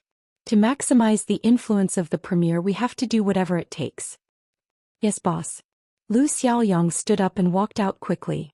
Just a moment ago he was still feeling dejected, but Qin Guang's words had ignited his fighting spirit. With a smile, Qin Guang lowered his head to write the last paragraph of the first volume. A few minutes later, when he had just pressed the send button, a blonde waitress came with a cup of coffee. "Sir, your coffee is here. Please enjoy." Qin Guang looked up and smiled. "Freundlinger." That was the German pronunciation of "thank you." The waitress was surprised. "Sir, how do you know I'm German?" Qin Guang blinked. "Your English has a little northern Bavarian accent. If I'm not wrong, you grew up in Nuremberg." The waitress was shocked. "Sir, you're amazing." Qin Guang waved his hand calmly. "It's nothing. If you knew my name, you wouldn't be surprised at all." The waitress thought about it for a long time. Although she worked in the heart of the entertainment industry, she was so busy every day that her feet did not touch the ground. As a German, she was not interested in the gossip in the entertainment industry. She did not know Qin Guang's name. But now, Qin Guang's words had piqued her endless curiosity. Sir, although I really don't know you, may I have your number? I admire your erudition. Qin Guang looked up at her. It may not be a good thing for you to exchange contact information with me. If you really want to be my friend, you can take your friend to the Hollywood Wuxia Theater across the square to watch the premiere of a movie from China. Women. It's free. The waitress was stunned. She finally matched Qin Guang's image in her mind with the news that she had seen while chatting with her colleagues last night. Her jaw dropped. Oh my God, you are, Qin Guang shushed her. Don't call my name out loud or your boss will kick me out. I don't want to carry my laptop around everywhere. The waitress took a while to calm down. I'll get back to work then? Well, okay. Thank you. Your coffee is great. Qin Guang took out a $50 tip from his pocket and put it in the waitress's hand. Thank you for your service. The waitress blushed slightly, but after a short hesitation she still took it. She turned around and took 2 steps, then stopped and turned back. Mr. Qin, my friend is the head of the community service organization here. I will ask her to bring her friends to watch a movie tonight. You are completely different from the rumors. You are knowledgeable, humble, and polite. Qin Guang nodded slightly. You flatter me. The waitress suddenly blushed under his gaze. I know you will be very busy during this period, but if it's possible, I really want to leave your contact information. I also know that you seem to have a girlfriend in China, but I don't care about that. Hearing this, Qin Guang's heart trembled. This was practically asking him out in the open. Thank you for your kindness, but we Chinese are very particular about fate. Fate means that there are 7 billion people in this world, and every time they meet and have a conversation, it's actually made up of countless miraculous coincidences. However, to truly turn this coincidental fate into an inevitable friendship, it might take a little more time to settle and a second fate. Not only was the waitress not annoyed by his rejection, but the light in her eyes became brighter. I understand, Mr. Qin. She did not have any unhappiness when she failed to ask him out. Instead, she left with a heart full of joy. Qin Guang shook his head slightly. No way. Handsome people are just that confident. After sending the email, he stretched his back. He was not physically tired, but he wanted to rest. There were still 2 days before the next volume, and he just needed to get it out in time the day after tomorrow. He wrote the first volume more slowly. On the one hand, the content of the first volume was similar to the general outline, and there were some more general conceptual things in it. On the other hand, this was the first time he had written such a high-intensity book continuously, and the difficulty was greater than when he taught people how to fly a plane or write language textbooks. Now that he had a little bit of knowledge, he was more familiar with the second volume, and the things he wrote were not so superficial but more detailed and practical skills, so he wrote faster. He opened the document again and roughly counted the number of words. It was incredible that he had written a full 200,000 words in less than 3 days. If it were not for the old man's profound skills and invincible body, he would not have been able to hold on. Sitting here alone was also boring, so he opened Weibo and the news media website to browse casually. Thanks to the human nature of the big data system in the information age, he had been looking for news related to himself recently, and almost all the news that was pushed to him were related to him. Forget it, there was no need to repeat those shocking headlines. Saying too much would make him cry. Regardless of whether it was Chinese, English, German, or French, as far as the eye could see, most of them were scolding him. Qin Guang searched for a long time, and finally found an article on the domestic news media website that spoke up for him. A young man who knew what was good for him had organized the special topics created by technology giants such as YouTube into a report, which could be considered as speaking up for him. However, the comment section below was still tragic, and his own fans and haters who did not like him were in a heated argument. Qin Guang roughly scanned through and estimated the ratio of the two sides in his heart. He was quite impressed with himself. In China, these two types of people actually accounted for half of the country. This ratio was very accurate, and the margin of error was less than 1%. This meant that about half of the people in the country who knew him supported him and the other half opposed him. It was as if he was in the world of the internet at the junction of ice and fire, representing the two levels of the world. If one could be like this, even if he was not a hero, he would be an ambitious person. Thinking about it, he was quite proud. The situation overseas was worse. There was no way to see it. There was really no way to see it. The language of the international friends was quite vicious. If it was someone who did not understand foreign slang, he would not be so angry, but he understood it all. Qin Guang. He was looking through the news when he suddenly heard a foreigner's very non-standard Chinese pronunciation, and he recognized it. Qin Guang turned his head to look to his side. The person who was talking to him was a blonde handsome guy. He did not look old, but according to Qin Guang's understanding he should be around 30 years old. He did not know where this man came from, but he should be very famous. After all, many people in the cafe had their eyes on him, and at the same time they were whispering endlessly. His eyes were very sharp like an eagle's, and he was also quite tall, about 188 meters. At this moment he was standing beside him and looking down, giving off a feeling of superiority. This guy seemed to be a big shot after being scolded so many times on the internet. Qin Guang did not need to guess to know why he was here. "It's me, and then? What can I do for you?" The blond man's lips curled up slightly, and there was an extremely disdainful smile on his face. "My name is Ben Afflet. It seems like you don't know me?" Qin Guang turned his face back to the computer, not even looking at him. "I don't know many foreigners, of course not including you. If there's nothing else, you can leave now. I don't like to be disturbed." Ben's expression changed slightly. He did not expect this guy to really not recognize him. He was about to say something. But Qin Guang spoke again. "Oh, I remember. I just saw your information not long ago. You're the male lead of Lungsui's August, right?" Ben Afflet's breathing became slightly heavier. "It's July in Florence. Friend, your pronunciation is too bad. By the way, your movie doesn't have an English dub, right? Is it a subtitled version?" Bent was right. Originally, women would have a dub, but before Big Beard Deng could record it, Qin Guang had already screened it in the United States. A Chinese movie without an English dub and still trying to get an Oscar, Qin Guang was indeed unprecedented. "What does this have to do with you? Don't you understand what I'm saying?" Qin Guang tilted his head slightly and looked at him coldly. He did not care how famous this guy was. Anyway, he had already offended all the filmmakers. It was no big deal to catch one and make it worse. Moreover, this guy was like William Jones the other day, a direct competitor of his. Qin Guang pretended to be confused, but his mind was as clear as snow. "Of course it has something to do with me. Are you here to be a clown? The thought of someone like you trying to get an Oscar makes me feel sick and nauseous.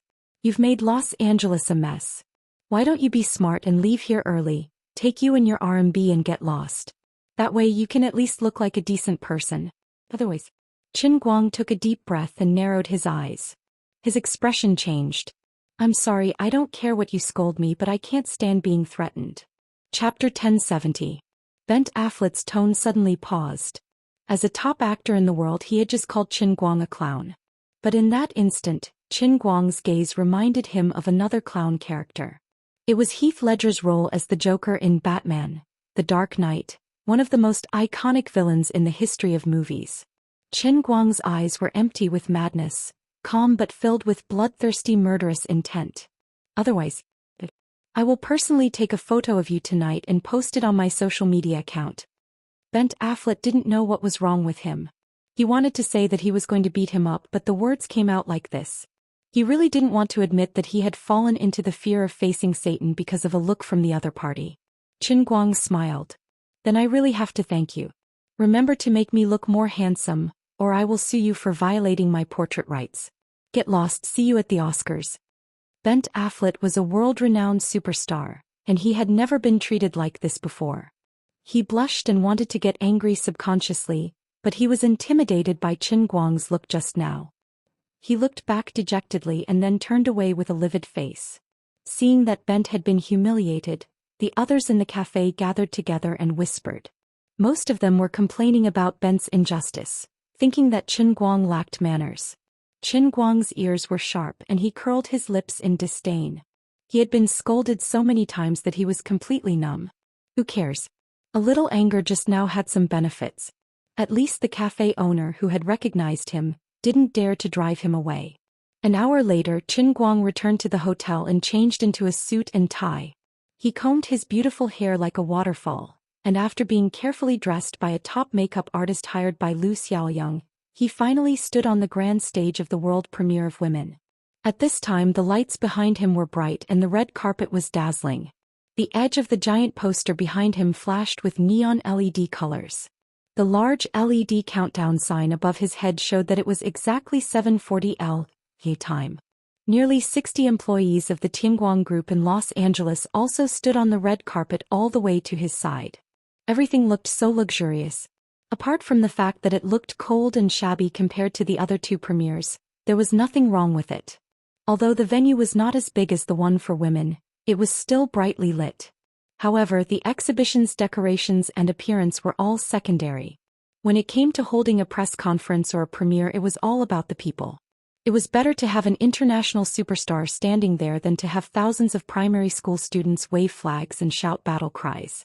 It was the same as in China, or even crazier. The European and American celebrities were standing there, waving their hands and nodding their heads. This was living popularity. For example, the former king of pop Jackson had countless fans all over the world. Wherever he went, as long as he was willing to appear in public, even in a remote mountain village, he would be tainted with his nobility. Any reporter or photography enthusiast could take a picture. As long as Jackson was in the picture frame, even if the house behind him was made of mud, he could still be on the cover of a fashion magazine without losing his reputation. Pop superstars had such influence, just like Watson, William Jones, Ben Affleck, Mars and Stone, who were smiling and waving their hands casually on the red carpets of the two opposite companies, could make the crowd scream crazily. Any one of them in the crowd could make everyone on Qin Guang's side feel suffocated. No matter how calm you looked, others would think that you were stubborn and that it was useless. They probably wouldn't even have to wait until tomorrow morning. Now the reporters and onlookers would rush over to take pictures or videos from time to time after they finished taking pictures and post the obvious contrast of the press conference on the internet. Qin Guang could imagine the headlines of these people. F***ck. Not a single person came. Qin Guang cursed. Buttface, go find some dogs. I want poodles. Lu Xiaoyang and Fong Tianyu were speechless. Boss, where's your calmness? Were they eaten by dogs? Or are you going to let the dogs eat them? Fong Tianyu said, Boss, isn't that a bit inappropriate? Lu Xiaoyang also tried to persuade him. Boss, it's settled. It's settled. Qin Guang waved his hand in boredom. Forget it. I tricked some people into coming, but it seems that they didn't come. Let's wait for another 5 minutes and then we'll go back to the cinema. Cancel all the speeches we prepared. By the way, have you finished printing the first volume of World School? Lu Xiaoyang nodded. It's done. Let's take a look.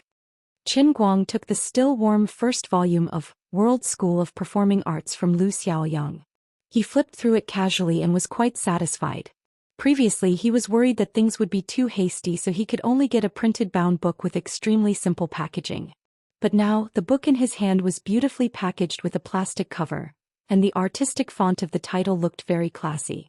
He opened it gently. The paper was thick and had a soft yellow color. The English words printed inside were clear and spaced reasonably. At first glance, this hastily written book of World School of Performing Arts was as exquisite as a work of art. Of course, what satisfied Qin Guang most was the cover of the book. As expected of the roundworm in his stomach, Buttface really had a good eye for judgment. Qin Guang looked at his big face on the cover. So handsome. Well photoshopped. Ooh. With my natural beauty, with my handsome face that looks like Pan An's, do I still need Photoshop? I don't need it. Placing the book back in Lu Xiaoyang's hands, Qin Guang replied, Well done. Later, get a pretty lady to stand at the entrance of the theater and give it to everyone that enters. Make sure to make it clear that this is the first half of my performing arts monograph that we've been promoting. Lu Xiaoyang nodded silently. He didn't know whether he should say it or not. President Chen, in my opinion, the hundreds of books we printed today can only be used for the bonfire party tonight. Alas. It's beautiful, but we need it urgently. The cost is $33.7 per book. It's really painful for me to give them away like this. Lu Xiaoyang changed the way he said it. Qin Guang patted his shoulder calmly. It doesn't matter. I don't think we can give any of them away. Damn, Mr. Qin, you know your place pretty well. Lu Xiaoyang and Fong Tianyu rolled their eyes at the same time. At this moment, the red carpet ceremony outside the premiere of The Sunshine Man had just come to an end. The director and the main creator, William Jones, were standing on the stage to give a speech. They were about to lead their friends in the industry as well as the heavyweights from the media who had obtained the tickets to the premiere, to the #1 theater. In the blink of an eye, a large group of reporters and onlookers turned around and headed towards women. Further away, the despicable and shameless William Jones and the others did not turn around and head inside immediately. Instead, they took out binoculars out of nowhere and looked at women with great interest. Qin Guang's expression didn't change. He adjusted his expression and flicked his hair, putting on a calm smile on his face. They're coming to take pictures of me. Make them look more handsome. Qin Guang seemed to be talking to himself, but it also seemed like he was talking to Lu Xiaoyang and Fang Tianyu. Lu Xiaoyang, Fang Tianyu and the other employees of Tianguang Group turned around and looked at his side profile. They didn't know why, but they felt a sense of desolation from his faint smile. When a tiger falls to the plains, it gets bullied by dogs. When a dragon swims in shallow waters, it gets swallowed by shrimps. The heroic President Qin was actually going to suffer such humiliation in a foreign country. Damn it. However, under such circumstances he was still able to smile at them. This showed just how extraordinary President Qin was. If it was someone else, they would probably have run away and cried somewhere. All the employees of Tianguang Group looked at Qin Guang with an indescribable look in their eyes. Worship. No one knew what Qin Guang was thinking. To be honest, the old man was actually panicking. It didn't matter how much people mocked him. But based on the current trend, were they going to perform a reverse miracle of zero box office sales in North America? This wasn't good. Although he was 100% confident in his acting skills, he knew that once someone walked into the cinema and came out, even without the cooperation of a monograph, there was a high chance that they would become his tap water. This was also where his confidence came from. Before him, no one in the film industry had ever dared to say such things to him. Even old films that were now regarded as classics could not be praised by everyone when they were released. Just like the four great classical novels of today, the cultural dregs of the past, they were also created in controversy. Movies were, after all, a matter of opinion. Now, although Qin Guang was confident, he couldn't handle the fact that no one would watch it. No one would enter the cinema and no one would see his acting skills. His amazing talent was completely covered in dust, and his meticulously prepared monograph that would shock 7 billion people couldn't be presented. This meant that he couldn't get any support from the tap water. It was like the world's #1 ballet dancer dancing on an empty stage. No matter how well she danced, she wouldn't be able to get a single applause. What was worse was that when the box office statistics came out the next day, it would either be zero or there would only be a few people watching. What should he do then? The box office statistics were just that tragic. Even if he hired a water army or bribed film critics to praise him online, it wouldn't be able to move him. The reviews posted online by your film critics were more than your total box office. Who are you kidding? There was something that Qin Guang didn't say. He had just glanced at the box office for the premiere and he hadn't seen wrongly. It was zero. Looking at the queue at the ticket office, everyone was the same. The ticket office was empty without a single person. However, the tickets for the premieres of Sunshine and July had long been snatched up by the major media outlets. No one was queuing because there were no tickets to sell. But for women, no one was buying tickets. At that moment, Qin Guang was extremely annoyed by the deep malice of his international friends. If he had known, he would have spent money to hire more people to watch it. Otherwise, he would have shouted a few times among the Chinese people. The old man had slightly underestimated the indifference of his international friends. Qin Guang really didn't want to admit that he had made a mistake. But now that things had come to this, it was too late for him to make up for it on the spot. Forget it, if the premiere collapsed, then so be it. Tomorrow I'll obediently admit defeat. I'll spend money to hire people to go to the cinema, but I still have to keep up with the publicity. Today I've embarrassed myself. Tomorrow, even if the whole world knows that I'm shameless, I can only brag even more shamelessly. Anyway, the controversy was already big enough, so I might as well make it bigger. It was so big that people would have doubts in their minds, so that people would think in their hearts, why am I, Qin Guang, so arrogant? Let these people enter the cinema with the intention of criticizing. No matter what, they had no right to speak if they hadn't seen it for themselves. If these North American people wanted to scold with more layers, depth and persuasiveness, they still had to go to the cinema. Chapter 1071. Qin Guang knew that no matter how unhappy those who disliked him were, they would walk into the cinema sooner or later. But they would not be satisfied with just attacking him as a person. The most likely target was still the movie. Qin Guang wanted to become an actor recognized by the world. If those people wanted to destroy his unrealistic dream, the best way was to attack his work. They would also think I'm just going into the cinema alone. I won't be able to contribute much to the box office, so it doesn't matter if I go and watch. More and more people would walk into the cinema with this kind of thinking, which was actually a standard negative marketing idea. But these people who walked into the cinema with a nitpicking attitude would fall into Qin Guang's trap. If he really sat in the cinema for 2 hours, when he walked out, his mentality would change. That was Qin Guang's original plan, but he did not expect that he would go too far. The voices of resistance would be too loud, and the ideology would be too concentrated, resulting in such an awkward scene at the premiere. The premiere was like this, and he estimated that the other cinemas, which had a pitiful 0.67% screening rate, would not be much better. Forget it. Although this would indeed affect the subsequent development of the entire plan, it was like a spring. The more aggrieved and miserable it was today, the more violent the rebound would be when it hit the bottom. Qin Guang forced himself to comfort himself. While his mind was running wild, the reporter from The Sunshine Man finally rushed over after finishing his interview. After all, Qin Guang was notorious. The less courageous reporters picked up their cameras and pointed them at the platform of women from afar. The more courageous reporters, who wanted to dig out more in-depth information, rushed directly to the bottom of the stage, raised their microphones at Qin Guang from afar and shouted loudly, "Mr. Qin from China, are you satisfied with your grand premiere? Mr. Qin, where did you find this red carpet? It's so beautiful, it's even more spacious than the Los Angeles Lakers court. Do you still think you can win the Oscar for Best Actor? We really want to know what kind of confidence you have that gives you the courage to say such a thing."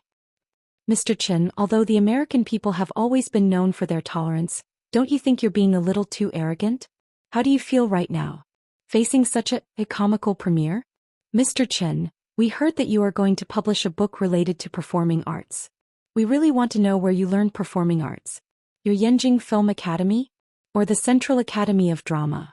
Or is it like what is written in your Chinese martial arts novels, where you learn from a white-bearded old man who lives in seclusion in the mountains? When these reporters asked such questions, they did not expect Qin Guang to answer at all. They did not follow the order of a normal reporter's interview. Instead, they asked him one after another like a barrage of cannons. It looked like an interview, but it was actually crazy sarcasm. Halfway through their noisy questioning, they couldn't help but burst into laughter. Ha ha ha ha. What a joke. This has completely overturned my impression of the Chinese. That's right. Fang Tianyu's face was livid. If Lu Xiaoyang had not held him back, he would have rushed up to beat them up. Fang Tianyu turned around and glared at Lu Xiaoyang. "*Z, aren't you angry?" Lu Xiaoyang shrugged and quietly took out a cotton ball from his ear. I didn't even hear what they were saying. The two of them looked at Qin Guang, who was facing everyone's criticism. At that moment, even in the face of thousands of mockery, his expression did not change. He looked at the group of clowns in the audience with a smile. He even raised his hand and pressed it down. "You have too many questions, so I won't answer them one by one. I will only say one thing. If you are just standing outside the theater and scolding me, then I will pretend that I didn't hear anything. If you really hate me so much, then go to the cinema and watch my movie first. Then you can come and scold my movie and my people. This is much more interesting than scratching an itch like you guys are doing now. Also, I know you don't want to contribute to the box office. It's okay. I will personally announce that all the tickets for women at the Wuxia Theater in Hollywood are free. I will buy out all the tickets for you. How about that?" The reporters had never encountered such an unruly person who laughed at them, so they looked at each other in dismay. "Don't expect us to watch your lousy movie even if you pay for it." "That's right. Let's go, clowns." Humph. The reporters saw that Qin Guang was immune to their mockery and felt a little bored. They cursed and turned around to leave. Lu Xiaoyang and Fang Tianyu were stunned by Qin Guang's generosity. He was indeed the boss. He was so strong. The two of them moved closer to Qin Guang and touched his shoulder. "Boss, how did you hold back?" Qin Guang said. "Huh? What did you say?" He picked his ear as he spoke. Lu Xiaoyang and Fang Tianyu were confused. "Boss, didn't you hear anything? Did you put something in your ear?" Qin Guang smiled mysteriously. "You guys are so naive. I told you I'm a martial arts master.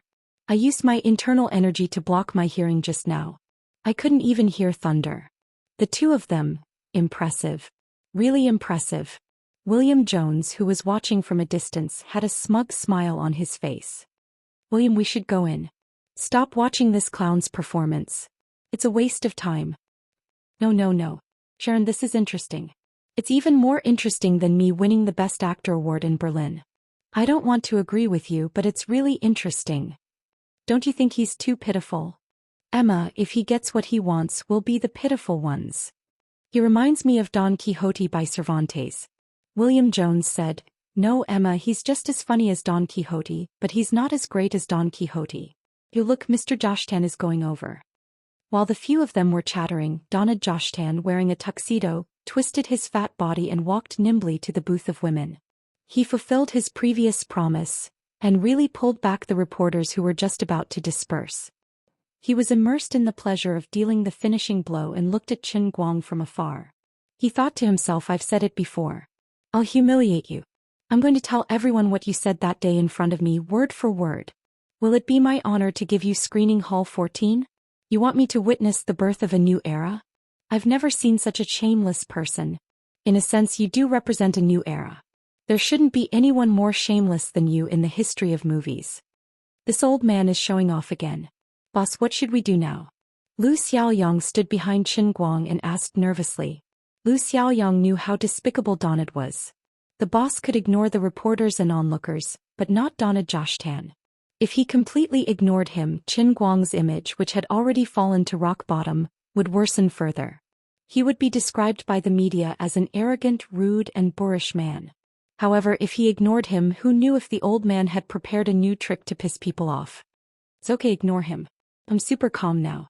Really? I promise no one will die. Fang Tianyu was speechless. Lu Xiaoyang said, Why don't we leave?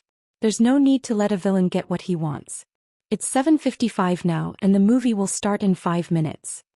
As the three of them chatted, Donald walked closer and closer. Suddenly, the reporters behind Donald started a commotion.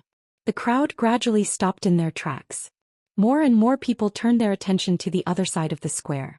They were looking at the wide red carpet on the side of the stage of women. What are these people doing here? Oh my God.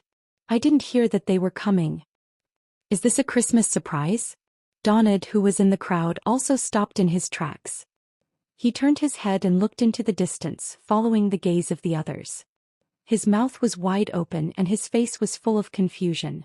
Qin Guang and the others, who were mentally prepared to run away or stand there and be bombarded by Donald, also turned their heads to look at the end of the red carpet. After a brief moment of being stunned, Qin Guang suddenly grinned when he saw the black man who was walking in front of the crowd and waving at him from afar. Never in his wildest dreams would he have imagined that in his most embarrassing and difficult time, a brother he had never considered would actually appear out of nowhere and become his savior. It was Bonner Pierce, the top coach in the North American boxing world, a veteran big shot. Behind him, walking all the way from the red carpet, were Mayweather, Mouthy Connor, John Cena, Big Brother Shio, and other top fighters who were active in WWE mixed martial arts or professional boxing. They were world-class boxing superstars with tens of millions or even hundreds of millions of appearance fees. Although they were not as well known as entertainment stars, their fame and aura were not inferior to those in the entertainment industry. In fact, they were even better, because their fans were even more fanatical. It was evident from the incomparably fanatical and crazy expressions of the reporters who had originally planned to laugh at him. Qin Guang suddenly realized that he had been too immersed in his own world and writing a book. He had only been thinking of ways to make a name for himself in the entertainment industry. Why didn't I think of it earlier? I could actually start from other avenues. Damn it, luckily Black Bro saved me. He didn't know how much he had done for him, but to be able to pull such a lineup for him at this moment, there was really no one else who could match his friendship. Donald stood in the crowd in a daze, his mind blank. Am I seeing things? Is there an international boxing all-star match in Los Angeles today? What are these lunatics doing here? Did they go to the wrong set and walk the wrong red carpet? In terms of fame, perhaps these boxing kings might not be as famous as movie stars or singers, but in terms of personal income and fanaticism of their fans, Mouthy Connor and the others were really enough to catch up to a few celebrities. The reporters had completely lost control and completely forgot their original purpose. They screamed and madly rushed toward the boxing all-star lineup led by Bonner Pierce. They ran madly, the spears in their hands flashing crazily. Chapter 1072. Further away, more than half of the fans who had been crowding around the stage of The Sunshine Man, which had just ended, had come out and were rushing over to the stage. In the United States, which advocated the philosophy of the strong fighting superstars, had an unimaginably large audience. In another corner, the halfway through the premiere of July in Florence, was even more awkward. The stars who were enjoying the attention and spotlight of countless fans suddenly realized that more than half of the people in front of them had run away. Well, this was not the most awkward thing. The most awkward thing was that at the booth of Sunshine, several stars who were supposed to be in the theater for the premiere were screaming and rushing over like ordinary fans. Well, it was the same for July. Stars would also worship stars, especially superstars who crossed industries. Just like how Kobe and Messi appreciated each other, and how Jordan and Jackson regretted not meeting each other earlier. If it was just one or two fighting superstars, it probably wouldn't have caused such a sensation. However, the lineup behind Bonner Pierce was too luxurious. It included boxing champions from all major fighting fields, from WWE to K1, and from the lightweight to heavyweight boxing champions. There were at least 50 or 60 people, and each of them was very important. To each their own, there was bound to be one that suited you. This group of people together, according to their net worth, was like a moving $100 billion. The smile on Bent Affolet's face froze like cold water splashed into a pile of snow in winter. Donnett's shoulder was bumped several times by the passing reporters, and he almost fell to the ground. He shouted in exasperation, "What are you doing? What are you doing?" On the other side, William Jones struggled to pull the young man next to him, the second male lead of Sunshine. "Baolun, are you crazy? Calm down. Calm down. This is our premiere." The onlookers had already rushed to the periphery of the fighting all-star lineup. Fortunately, these people had more or less brought bodyguards. The strong bodyguards formed a line hand in hand, forming a human wall that blocked all the reporters in the crowd outside. The fast-moving onlookers screamed as they pulled out their phones and clicked on the all-star lineup. They couldn't wait to share the scene in front of them on their social networks. "Elena, look who I ran into. Look at what kind of people they are. Oh my God. I'm so happy that I'm going crazy. Son, come to the plaza outside the Wuxia Theater in Hollywood. Your favorite verbal cannon Connor is here." And so on and so forth. The super luxurious all-star lineup drove everyone into a frenzy. The smile on Qin Guang's face became brighter and brighter. "Brother, you're the best. You've saved my life. How proud." The comfort in his heart wasn't any worse than the old man's comfort when he was in the realm of true martial arts and held the position of martial saint in his hands. At that moment, only the employees of the Tianguang group remained calm. The reason was very simple. They were extremely puzzled. We didn't contact these big shots? If I'm not wrong, any one of the all-star lineup should have an appearance fee of more than $500,000. That's a moving appearance fee of $25 million. We don't have such an exaggerated budget for a premiere, right? Lu Xiaoyang muttered to himself, D***M. What kind of luxurious lineup is this? An all-star lineup of WWE, UFC and professional boxing? Boss, is today Muhammad Ali's anniversary? Or did these brothers come to the wrong place? Are they next door? Fong Tianyu nodded vigorously. That's right, that must be it. The other side's budget is through the roof. I've finally seen a tycoon who's more prodigal than you, boss. Qin Guang gave the two of them a kick each. Go to hell, they're all on the same side. Brothers, you're all here because of this old man's face. This face of the old man can be sold for tens of millions of US. Lu Xiaoyang and Fong Tianyu were silent. Then they stared intently at Qin Guang's face. No, what we're looking at is not a face. It's a shiny, shiny cash. Boss, your face is going through the roof, isn't it? Your face is definitely gilded. Can't you see who these people are? At this moment, Qin Guang was also puzzled. He had no idea what method Pierce used to convince these people. Forget it, that's not important. What's important is that they're here. Today's situation is under control. No matter what, tonight's news is going to be written. Finally, the internet isn't full of negative reports. Bro Pierce, you helped me a lot. Make the arrangements immediately. Scatter flowers. Take pictures. Write a press release. Give out books to everyone. That's right, give out books. We can't afford it if we don't give out money. Qin Guang waved his hand and instructed as he walked to the center of the stage to welcome Bonner Pierce with a smile. The two approached each other and gave each other a bear hug. Qin Guang whispered into the black man's ear, "Mr. Pierce, how did you do it? Why didn't you tell me earlier?" Bonner Pierce smiled and patted Qin Guang's back. "It's simple. I told them that you're the world's strongest fighting king, no matter in which field." They weren't convinced at first. Then I showed them the video of you testing the machine at my villa. They were all shocked. Then I told them that you didn't even use your full strength at that time. They were even more shocked. I told them that if they were willing to help you, you would teach them how to use force. As for why I didn't tell you in advance, don't you feel surprised? How is it? Exciting, right? Qin Guang nodded. Pierce had grasped these people's weakness. That's why he could fool them. At their level, what they lacked was not money but power. More powerful power. It was more precious than gold. Of course, Pierce's identity was also very important. He was a big shot in the North American boxing world and a top boxing coach with a wide range of contacts. Only his words were credible. Everyone in the fighting and boxing world knew what kind of person Bonner Pierce was. He would never joke about his personal credibility. If it were anyone else, there would be people in the world who could beat 10 of you. They would probably be pressed to the ground by Connor and the others and repeatedly rubbed until their parents couldn't recognize them. Qin Guang was very grateful. He patted Bonner's back tacitly. "Thank you. Mr. Pierce, you've helped me a lot. So exciting. My heart almost stopped beating." Bonner Pierce smiled. "Actually, I heard that you played a retired boxer in your movie. I'm very sorry that I didn't get to see you fight professionally. It was a very rare experience to see you play a boxer in a movie. I still remember the first time we met. You were performing Ali's butterfly moves in the coffee shop. I'll never forget that scene for the rest of my life. Although you're Asian, I think you look more like Ali than Will Smith.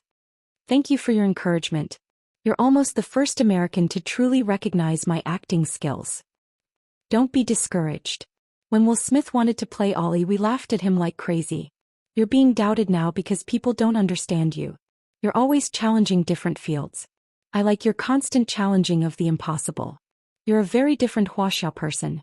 Alright, we've been hugging each other for too long. Let's go and welcome our other friends.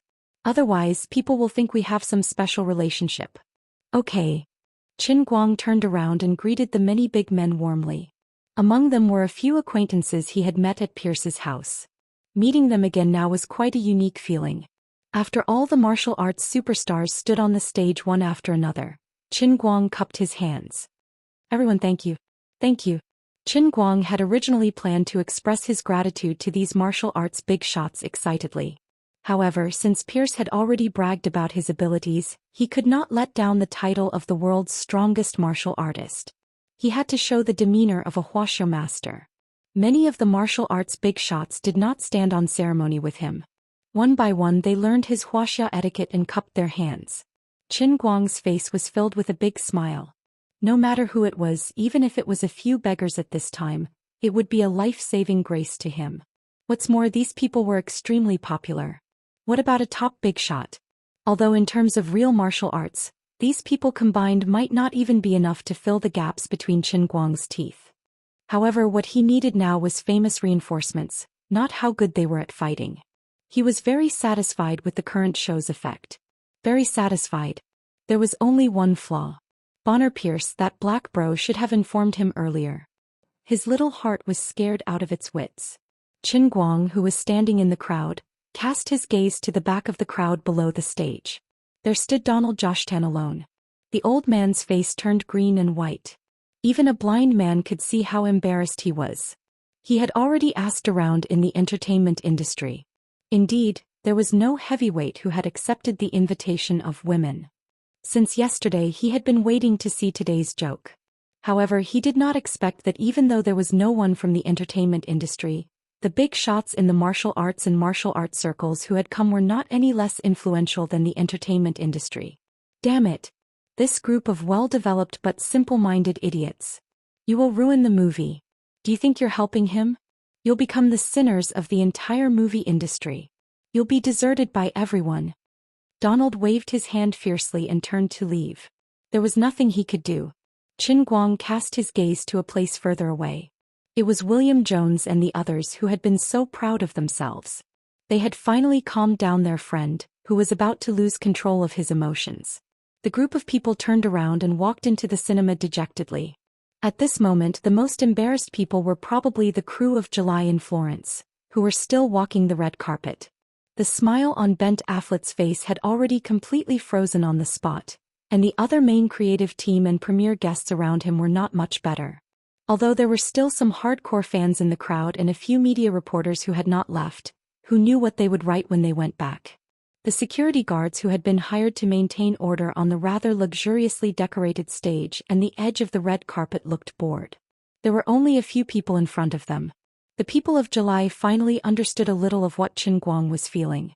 It felt as if they were dressed up and confidently appeared on stage, but the audience booed. Damn clowns, a bunch of clowns. They must have taken money from the Chinese people. They are a disgrace to the upper class. A disgrace. Ben Affleck spat heavily on the red carpet beside him. The other people of July nodded. They did not think about how awkward it would be for Qin Guang to be targeted like this. They only thought that they were unhappy and wronged. Forget it, let's go in. The premiere is over. Our premiere is over. Ben sighed. He knew that cursing would not help. At this moment, another group of people appeared at the end of the red carpet for women. Chapter 1073. Qin Guang looked over from afar. He was stunned at first, then overjoyed. It's Tang Ying. Why is she here? Of course, if it was just Tang Ying, Qin Guang would be happy but not happy. However, there were many silver-haired old men beside Tang Ying. Although Qin Guang did not know these people, judging from the way they walked, he subconsciously felt that they should be of high status. Pierce, who was behind Qin Guang, immediately identified the person and answered Qin Guang's doubts. Strange, why is the president of Moreland's Medical College here? Qin Guang quietly turned his head. Mr. Pierce, do you know them? Pierce nodded vigorously. Of course, the president of Moreland's Medical College is the most famous sports medicine expert in the United States. I also know the one beside him, the best oncologist in the United States. Oh, and Mr. Byrant, the president of another medical college, the best brain doctor in the world. If you want to hire him for surgery, no amount of American dollars will move him. He must be happy. Oh my God. As a top boxing coach, Bonner Pierce obviously had a deep understanding of the European and American medical community. He could recognize about half of the dozen old men and women beside Tang Ying. Although he could not recognize the other half, they should be of the same level in the medical community. What are these people doing here? While Bonner was thinking about this, Qin Guang had already taken the lead to greet them. He and Tang Ying gave each other a big hug in accordance with the American etiquette. Bonner suddenly realized that they were all on Qin Guang's side, just like him. Sister Tang Ying, what's going on? I heard that you're about to embarrass yourself. We just settled the matter of the Joint Research Institute a couple of days ago. Coincidentally, my supervisor and I are attending a medical conference in Los Angeles. It's very close, so I was thinking of inviting them over to watch a movie. You have to be more humble and act like a junior. There are 2 winners of the Nobel Prize in Medicine among them. Qin Guang's expression instantly brightened. A Nobel Prize winner was already worthy of respect, let alone a Nobel Prize in medicine that saved lives. Although these old gentlemen were not as famous as the Brawl Kings, they were more influential. Can't be that simple, right? How did you convince them? Don't they know I'm stinking? I showed them the video of you competing in the World Arm Wrestling competition. I also told them that you are a senior official of China and no one can force you to do anything. If we want you to cooperate with us, we have to return the favor first. Besides, these old pedants don't really care about the gossip in the entertainment industry. Qin Guang immediately understood. *CK, you're selling my genes just like that. Forget it, this is not important. In any case, this old man no longer has to worry about being used as a guinea pig. Tang Ying is right, if you want to obtain this old man's essence. Pui genes, then you have to make this old man happy first. Will there be high-frequency gene harvesting in the future? I'm afraid my body won't be able to keep up. Dream on. One harvest is enough to last you for a few months, and I'm the only one harvesting it. Do you hear me? Okay. We've been hugging for too long. Qin Guang quickly let go of Tang Ying and greeted the group of old men and women behind him. They shook hands and chatted cordially. After greeting everyone, Qin Guang felt a chill down his spine. *CK, I should avoid making friends with people in the medical field in the future. I feel like they're looking at me like I'm a specimen soaked in formalin. The media reporters and spotlights were still flashing non-stop. Unlike Qin Guang's ignorance, the well-informed media immediately recognized the principal and two other Nobel Prize winners. The reporters almost went crazy. Just what kind of groundbreaking movie premiere did we just get to witness? Although the guests had almost nothing to do with the movie, this was a bit too much. Even our comrade Ao Guanhai had to make an appointment to meet these big shots in the medical field. They actually gathered together to attend the premiere of a Wuxia movie. At this time, the countdown had reached 7:58, 2 minutes before the movie premiere. The superstars of the fighting and boxing world had already been led inside by the staff of the Tianguang group. On the stage, it was the medical giants who appeared. But this was not the end. Another group of people appeared. Qin Guang continued to look up. There were another 10 people, tall and short, fat and thin, ranging from middle-aged to old. The people who came were people he had defeated before. The world's top pianist, Raven Holland, the beautiful Portuguese pianist, Christina, the French piano master, Pires, the American piano master who had also lost to him, and many others he did not know at all.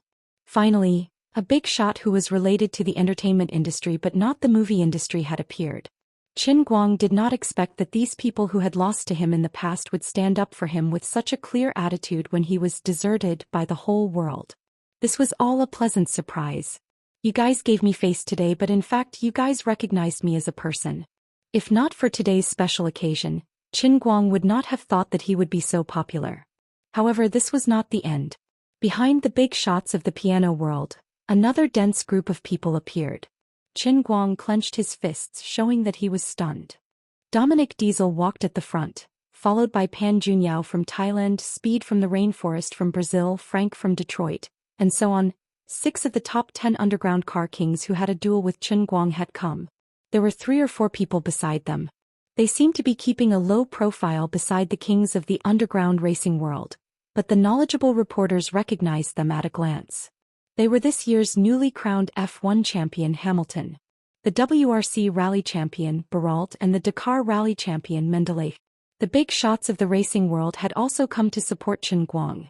Behind them there was a group of middle-aged men and women in uniforms. Qin Guang looked at their uniforms and the familiar faces walking at the front and recognized them. They were the big shots of the civil aviation world, the CEOs of several civil aviation groups around the world. Behind this group of big shots in uniforms, there was a group of young and old men and women. Qin Guang also remembered them. They were the big shots of the global linguistics world who had dealt with him at the World Language Conference and ended up parting on bad terms. He thought that he would not have to deal with them again, but he did not expect them to come quietly. Obviously, the monograph he wrote later had a great impact on them. Although because of their age and skin color, these people were not willing to express their recognition, gratitude, and appreciation on social media, they were still grateful and recognized his great contribution in linguistics. This was not the end. Behind this group of language experts and scholars, there was a group of young people. The young people obviously did not expect that there would be such a big scene today. They were a little reserved under the cameras and flashes of the reporters, and their footsteps on the red carpet were slightly shaky. Qin Guang could see that they seemed to be retreating. They seemed to regret coming here today. They were not very confident. Therefore, Qin Guang directly stepped over everyone who was walking over and waved at these young people from afar. The youngsters' spirits were immediately lifted, and they followed closely behind the linguists. These young people were the world's top Dota players in America at this time. Comrade Mao Yongren, Babiv, RTZ, and so on. Although they were not famous among ordinary people, they were extremely popular among the young people, especially in the Dota player circle. On the other side, many young people ran under the stage of July. Both sides were their idols, and after weighing the two, they still felt that they liked esports more. In just a few minutes, the originally incomparably shabby premiere of Women had become a dazzling scene. Although these celebrities had almost nothing to do with the movie, all the guests added up, whether it was the weight or the grandeur, it was not inferior to the opening ceremony of Paris Fashion Week. This kind of extravagance was more than enough to support a mere movie premiere.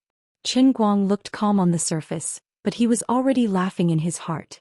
The old man's years of doing good deeds had not been in vain after all. There were still many people in this world who recognized him. The brains of the movie's main cast and guests had already crashed. William Jones and the others sitting in the cinema were not much better. Donald, who had simply run straight home, was even more exasperated.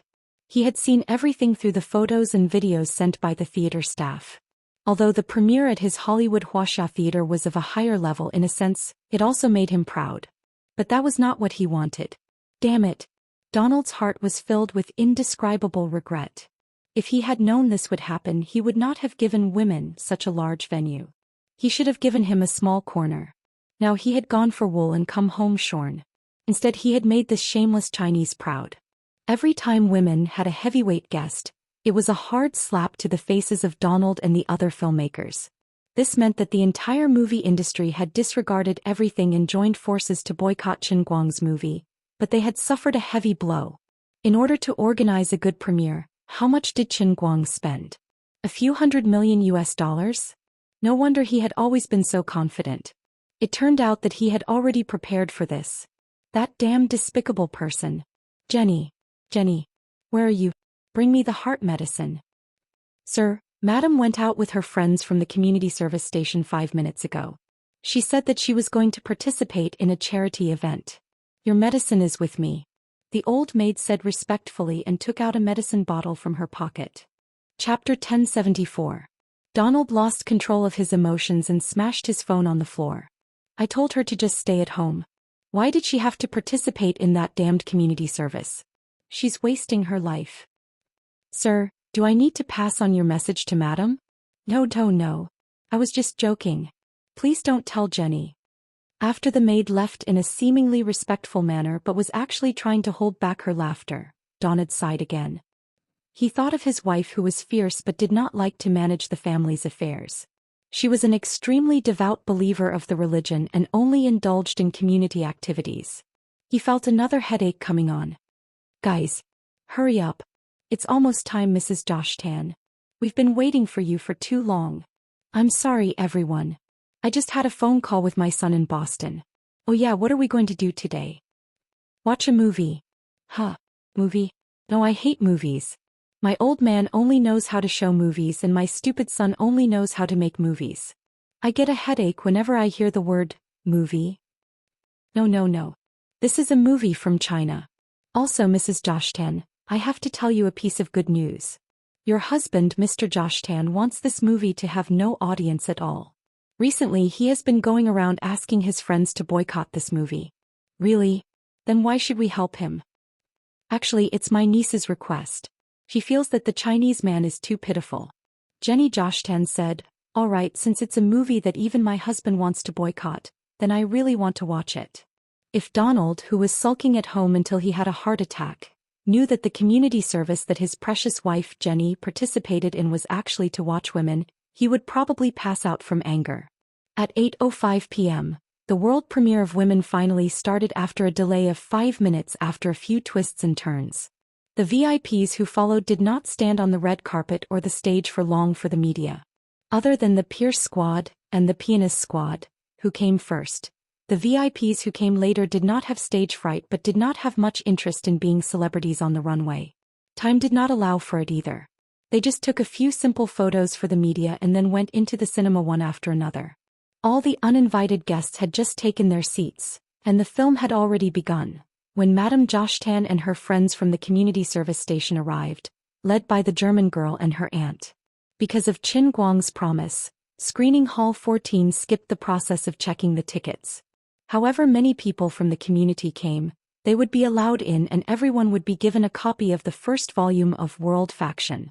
Screening Hall 14, which could only accommodate 150 people, was filled to the brim. Including everyone, there were exactly 150 people. As for the reporters who changed their minds and wanted to attend the premiere, they were stopped outside by Chen Guang. The reason was simple. Although he used the face fruit to turn the tables at the crucial moment, this was only the first step in his counterattack. From now on, everything he did had to be more purposeful. Letting the reporters in today seemed like a good idea, but in fact there was great potential danger. The preconceived and unscrupulous media personnel were harder to convert than the ordinary audience. Although there would definitely be some people who would become true fans of the movie, there would definitely be people who would be stubborn or greedy. Tomorrow they would still criticize women with their brilliant writing. However, Qin Guang only needed to let the media people report on the premiere, and that was enough positive publicity. As for the real standard of the movie, there was no need for them to tell him for now. Even if they would lose part of the tap water, they would be able to avoid negative news first. The benefits of tap water were not as big as the disadvantages of the brainless haters. Not to mention the media people who were born with crooked butts. With his current popularity, the media people who came out of the cinema to write positive reports would be regarded as being paid to do things, but the media people who wrote negative reports would be regarded as having the conscience of the industry. Although this was unavoidable, there was no need to let them in since it was the world's first premiere, which was held 12 hours earlier than in China. Tomorrow the situation at the Los Angeles premiere would be seen by all the major media, but only a few people went to watch it and the media would not say anything about it. The international friends of Demi would definitely be very curious and drive them to the cinema to find out what was going on. What exactly was this super bad movie that was going to be splattered all over the world? Qin Guang calculated in his heart and determined that the benefits of rejecting the media first outweighed the disadvantages by 5%. That's right, it was that precise.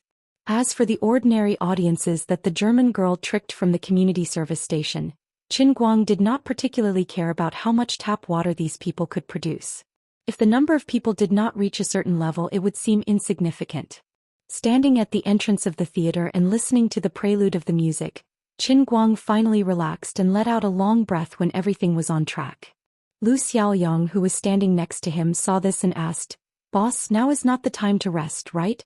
Although the premiere is full, the attendance at other places tonight won't be that high, right?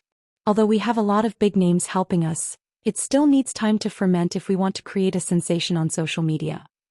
We won't be able to make it in time for the 10:30 public screening, and there's no hope for the midnight screening after 12 o'clock. If we want to turn the attendance around, we'll have to wait until tomorrow at the earliest, right?" Qin Guang smiled and waved his hand. "It doesn't matter. Take your time. Everything is under control."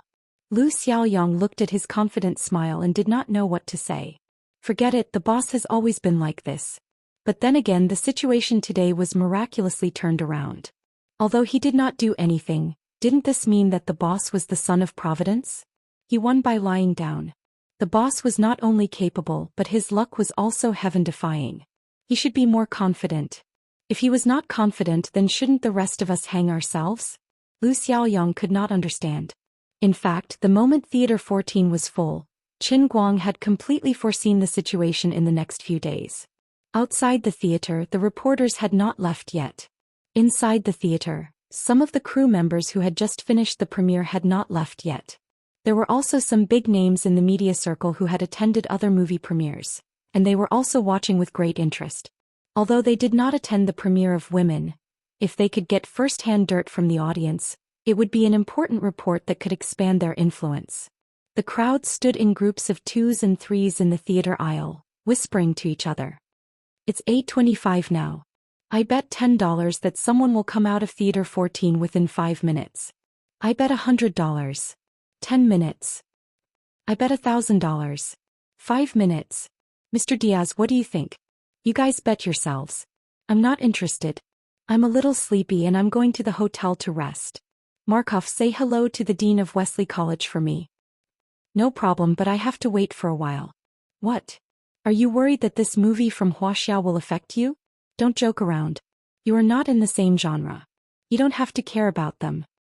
No, Cameron. I got Theater 7 from them. I don't know why, but I feel a little uneasy." "Do whatever you want." The big shots in the media world didn't have the same worries as the film director. Now that everyone knew about the amazing scene at the premiere of Women, they also knew what kind of people were sitting in the number 14 screening hall. Apart from the dozens of old men and women in the community, the other guests were important enough to support a Dior, Louis Vuitton, or Bentley's global new product launch. They were surprised by the Chinese's unconventional approach. Since the people in the entertainment circle were boycotting him, he found guests from other places and they were even more important. They were also happy that they finally had a new topic to write about. When the important guests left in advance, the big names in the media circle, would be able to directly interview them in the theater and let them express their feelings. This was a good thing for the new reporters who were stuck outside but could not get it. Some people were thinking about their position. wondering if they should change their position and speak for women and Qin Guang.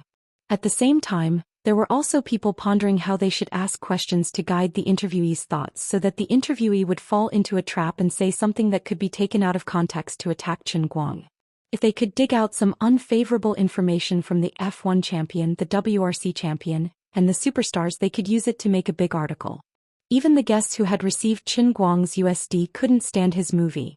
Thinking about it, was there anything worse than this? No one in the media thought that the guests of women would appear for free. They silently estimated the appearance fee that Qin Guang could pay. Except for the big names in the medical circle whose value could not be accurately estimated, especially the 2 Nobel Prize winners, the appearance fee of the others would probably add up to hundreds of millions of USD, right? Not to mention this kind of movie premiere, which had its own negative impact on one's personal image. Stupid Chinese. Do you think you can control everything with money? Do you think you can turn the tables by finding some famous people? Don't you know that the higher the status of the people you find and the more important they are, the harder it is to control their mouths? Don't you know that an ordinary person saying that your movie is not good 10,000 times is not as good as a simple word, boring, thrown by an authority in any field? Time passed bit by bit. In the aisles of the theater, people who chose to watch other movies came and went. The main production team of some movies could not stand the harassment of fans along the way and quietly retreated, but the big names in the media circle did not waver. Gradually, they found that the situation was a little wrong. Half an hour passed and no one came out of Theater 14. An hour passed and still no one came out. Chapter 1075. Some people tried to sneak up to the door of screening hall 14 to see what was going on, but they were stopped by countless burly bodyguards. What the hell, why didn't anyone leave early? How would I know? Did the Wuxia people put superglue on their chairs? Did they stick their butts on it? It's not impossible. An hour and a half later. I'm already planning to write a script. An unprecedented scandal in the history of the film industry. Crazy Wuxia tycoons put their guests under house arrest in the screening hall to let people finish watching their trashy movie. What do you think of my title? It's pretty good, but you're too slow. I've already written it and the meaning is similar to yours. I'll send it to the chief editor after the premiere. Can you two stop joking around? Would you dare to put a Nobel Prize winner under house arrest even if you had 10 guts? And the CEOs of several airline companies around the world? Oh, and Big Shio, Mouthy Connor, John Sinon and Hamilton? What else? Can you give us a more reasonable explanation? Qin Guang's movie is especially good? How can these big shots whose time is like gold be reluctant to leave? That's ridiculous. As far as I know, many guests at premieres often just go through the motions at the beginning and leave very quickly. They can't finish watching the movie in the first place. This is the established rule in the industry. It's too hard to understand why these big shots would sit in the theater for 2 hours. Do you know how much Mouthy Connor gets to attend a fashion brand launch that only lasts for half an hour? $800,000. But they really haven't come out yet. Finally, a full 2 hours passed. The door of screening hall 14 opened with a loud bang. There was no scene that the reporters and the main producers of the other movies had imagined, and no one rushed out of the door. Everyone thought that the audience who was locked inside would flee in panic. Now they realized that they were wrong. The first to walk out were the big shots of the medical world. Each of them held a book in their hands and looked dazed. The atmosphere was extremely solemn. No one communicated with each other, nor did they whisper. They just frowned and fell into deep thought. Behind the big shots of the medical world were linguists and pianists. These people also seemed to be possessed. All of them were silent and had a book in their hands. The big shots of the media circle pounced on them in a frenzy. Mr. Neuer, may I ask if your personal freedom is restricted in the theater? Mr. Wieland, how do you feel about this movie? Do you think Qin Guang's performance in the movie is worthy of an actor? Countless questions were fired from the mouths of the big shots in the media circle towards the big shots in the audience. Fortunately, the bodyguards brought by the fighting superstars were very strong. They formed 2 human walls and blocked all the reporters outside. Of course, these were all giants in the academic world. Unlike ordinary celebrities, the reporters did not dare to be as impulsive as they were to entertainment figures. But no one answered their question. It was as if they had lost their minds and were completely immersed in their own world, not paying attention to what was happening outside. The reporters' punches all hit the air and they couldn't help but look at each other. What happened in the theater? This doesn't make sense, right?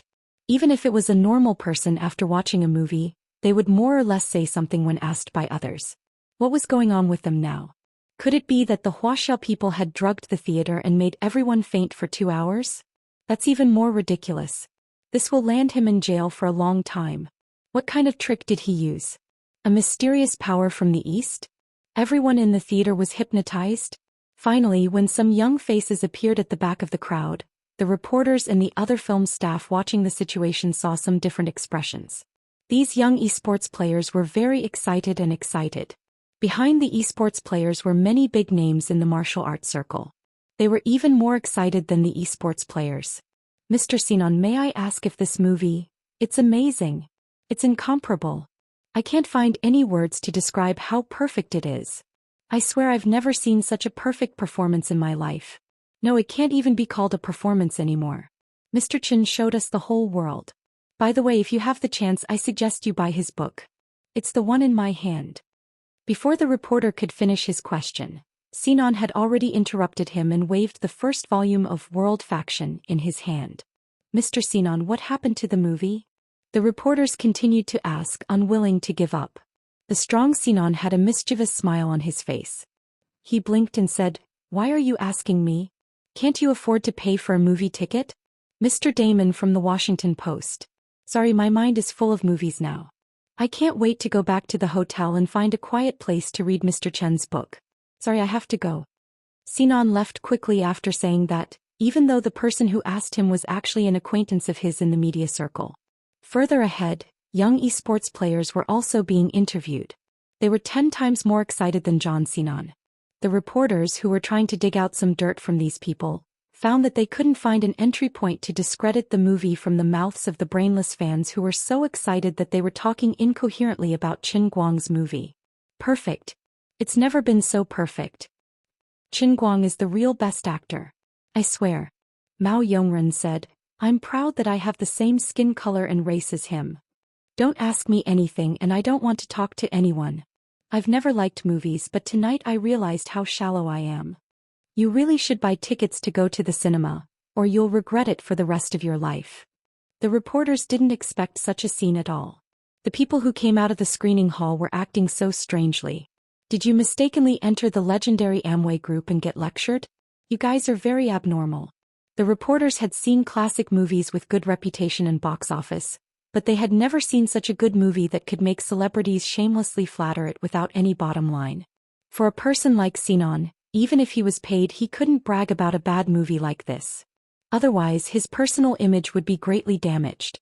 This couldn't be called a good movie at all. This was Da Vinci's Mona Lisa, right? Finally, the old men, women, and aunties from the community service station filed out at the back of the crowd. The reporters thought to themselves, "We may not get a fair evaluation from the guests who have been paid, but it should be okay for us to interview the ordinary audience, right?" They were doomed to get nothing from the celebrities, so they could only count on the ordinary audience. A noblewoman dressed in luxurious clothes was surrounded by many people from the community service station. The reporters undoubtedly noticed her at the first moment. "May I ask this beautiful lady, what do you think of the movie you watched today?" The plump lady tidied up her slightly fluffy blonde hair, blushed and said excitedly, "I don't know how to express my feelings at this time, but I can't wait to invite everyone in the world to the cinema." "Wait a minute, aren't you Mrs. Joshtan?" Someone recognized the noblewoman. Jenny Joshtan didn't feel that there was a problem at all. She pointed to her face and said, "I am indeed Jenny Joshtan. Is there a problem? Isn't your husband?" The reporter was slightly embarrassed. He wanted to say something but stopped. As a well-informed reporter in the industry, he naturally knew that Donald and his wife didn't get along. One was a crazy old man from the Joshtan family who loved movies, and the other was a lady from the aristocratic Edward family who hated movies. Their marriage from the beginning was a huge mistake. This was a taboo in the media circle. Whoever mentioned it would be hated by the petty Donald. Donald is Donald and I am me. But you used to hate movies. The reporter finally couldn't hold it in. Jenny was stunned at first, but she didn't get angry. Instead, she smiled and said, "That's right, but that was in the past. From tonight onwards, I've changed my mind. I admit that movies are actually a very good art. In the past I did hate movies for no reason because I felt that this D*med thing first took away my husband and then my son. But today I understand that what I hate is only bad movies. The movies in the past weren't enough to make me feel moved and intoxicated. Now I can roughly understand why my stubborn husband and equally stubborn son were willing to work so hard for this art. As soon as Madame Zhou Xian said that, the reporters and the other crew members who were eavesdropping at the side were completely stunned. In a sense, this was probably the highest praise that could possibly appear on Earth. It was only a 2-hour movie, yet Mrs. Zhou Xian, who hated movies and was said to have been a domestic abuser of Daoist for more than 20 years, had a change of heart. The most outrageous thing was that she actually said that all the movies in the past were bad movies, and that was why she hated movies. Do you know how many people you've offended by saying that? You've negated all the works in the history of the human film industry for more than 100 years. All for the sake of today's movie. What's worse is that this movie has completely overshadowed your husband and son's decades of persistence. You're actually starting to understand their dreams. This is an AF*King movie, it's a hallucinogenic drug, right? Finally, the reporter who asked the first question reacted and found another hot topic in time. Madame Zhou Xian, does this mean that you'll support your husband and son's career in the future? Madame Zhou Xian thought about it. Not necessarily. Alright, I have to go home. I have a lot to talk to Donald about. After Jenny finished speaking, she turned to look at a huge camera at the side. It was a live broadcast from the Los Angeles Entertainment Channel. She pointed at the camera. Donald, I know you're watching TV. Don't fall asleep before I get home. Look at the book in my hand. You really have to learn it well. I'll also have a good discussion with you about the movies that you want to persevere in. After saying that, Jenny held the first volume of World's Pie in front of the camera. She paused for a few seconds before putting the book away. Then she walked further and further away, surrounded by her fellow community members. Chapter 1076. At that moment Donald, who was sitting in front of the TV, almost fainted. His hands trembled as he picked up the heart medication and threw it into his mouth. My God. He felt like he had seen a ghost. At the same time he was considering whether he should run away from home. He was worried that he would not be able to see the sun rise the next day when his wife came back. Meanwhile, the reporters finally saw the cover and title of the book. World School of Performing Arts. Shocking. Alright, the long list of names was too long. Don't mind the details. The book was beautifully packaged, but it did not show the name of the publisher. It was probably a printed product produced by the Wuxia tycoon Qin Guang at his own expense. It could not be considered a publication. But what the hell was with the cover photo? That Wuxia man Qin Guang himself? How shameless must you be to print your own photo on the cover of a book like that? Is this the performing arts monograph that you were talking about? I don't care how you wrote it or what you wrote in it or whether you wrote it yourself. But isn't it a little too shameless to use your own photo on the cover? You could probably land on the moon if you were to fold your skin in half. At that moment, Qin Guang was still standing at the entrance of Theater 14 with a smile. He greeted everyone who came out of the theater warmly and expressed his gratitude. When most of the people had left and the bodyguards had left one after another, he walked out surrounded by the employees of the Tianguang group. Mr. Qin, may I ask what you did to the audience in the theater? Qin Guang looked at the tall white reporter with a hooked nose and smirked. I played a movie for them and gave each of them a book that I wrote. That's all. Impossible. You must have done something shameful. You Wuxia people have always been like this. Qin Guang snorted. Do you dare to bet your grandmother's health on me? I can sue you for racial discrimination. The white reporter's expression changed. I'm sorry, I didn't choose the right words. But I think your movie is definitely not as perfect as they say it is. It's not realistic. What did you do to Madame Zhou Xian? Qin Guang was stunned at first. Madame Zhou Xian? Who? You actually don't know. Jenny Zhou Xian, wife of Mr. Donald Zhou Xian. He just came out of the theater. After a brief moment of confusion, Qin Guang's anger quickly overflowed. I really don't know. Hey. Alright, that despicable Justin. I thought it would be enough to block the reporters, but he actually let his wife sneak into the audience. Is he trying to attack me himself? Despicable. Shameless. The reporters and the other crew members looked at each other. For some reason they suddenly had a strong urge to strangle this man. Too much, really too much. You can't pretend like that. Madame Jostein praises you to the heavens and you call her despicable. Doesn't your conscience reproach you? But this also proved a terrifying fact. Qin Guang really didn't seem to have done anything. He didn't even know what had happened in the theater? No, Qin Guang from Wuxia. This is a recording of Madame Jostein's interview that I just recorded with my phone. You can take a look. Qin Guang received the phone with doubt in his heart. But a brief moment later his face had miraculously turned slightly red. Although it was quite comfortable to be praised, this kind-looking Madame Jostein had praised him a little too much. Fortunately he was thick-skinned enough. Anyone else would not have been able to take it.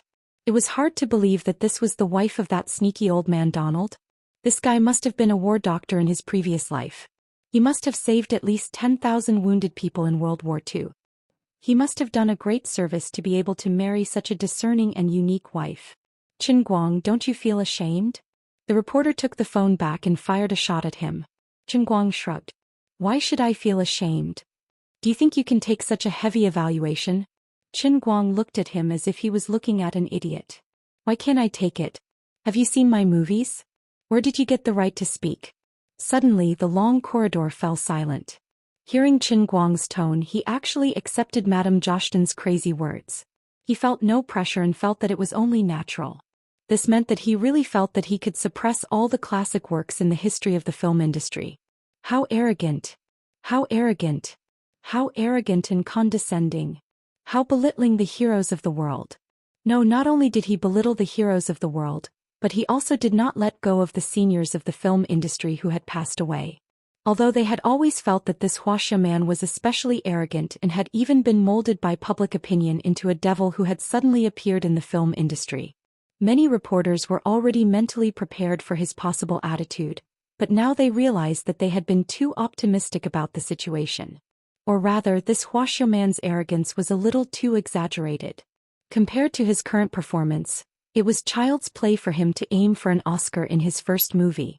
There was no limit to his arrogance. His arrogance and domineeringness had broken history, and his shamelessness had reached a new height of human shamelessness. Crazy, completely crazy. Have you eaten up the word modesty in your dictionary? Do you know what you're saying? Qin Guang instantly fell into a state of being criticized by thousands of people, but his expression did not change. He only looked at the crowd calmly. Are you guys done? His voice was very low, but it had an inexplicable majesty to it, causing the noisy corridor to return to silence in an instant. You guys are really strange. These words did not come from my own mouth, but from other people's evaluation of me and my work. Then why are you guys questioning me here? Don't you think this is ridiculous? You guys have completely violated the professional ethics of a media person. You guys have been biased from the beginning, which is why you are saying such things to me now. The next show will start in half an hour. You haven't even watched it, so how can you judge my movie? It's just like how I have never seen your wife, but I say she is ugly. Will you be happy? After the premiere, even Jostein's wife had become his die-hard fan. The movie's effect was better than he had imagined. Now Qin Guang had more confidence in his words.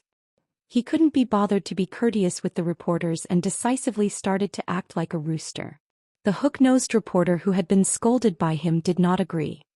Your accusation is without reason. In my heart, my wife is the most beautiful woman in the world. And my doubts about you are reasonable. You have never acted in a movie before. Yes, but there is an absolute relationship between love and appearance. I can't see what your wife looks like from your face. Your sophistry. You can understand it that way, but it doesn't matter. There are still 15 minutes to 10:30. I advise you to hurry up, or I'm afraid you won't be able to buy the tickets for the first screening. In fact, he was bragging. The attendance at the Wuxia Theater in Hollywood would probably be very good, but there was no hope for the other theaters to make a comeback, at least for today. If they were nimble, they could run out of the Wuxia Theater in 10 minutes to another large theater. It should be very easy to buy tickets there. After saying that, Qin Guang turned around and left. After taking 2 steps, he turned back again, took a deep breath and said heavily, "Anyway, you won't believe anything I say now. No matter if I am low-key or arrogant now, you will still write about me in the news tomorrow. So I will say it clearly. Yes, I do believe in one thing. You have to prick up your ears and listen carefully.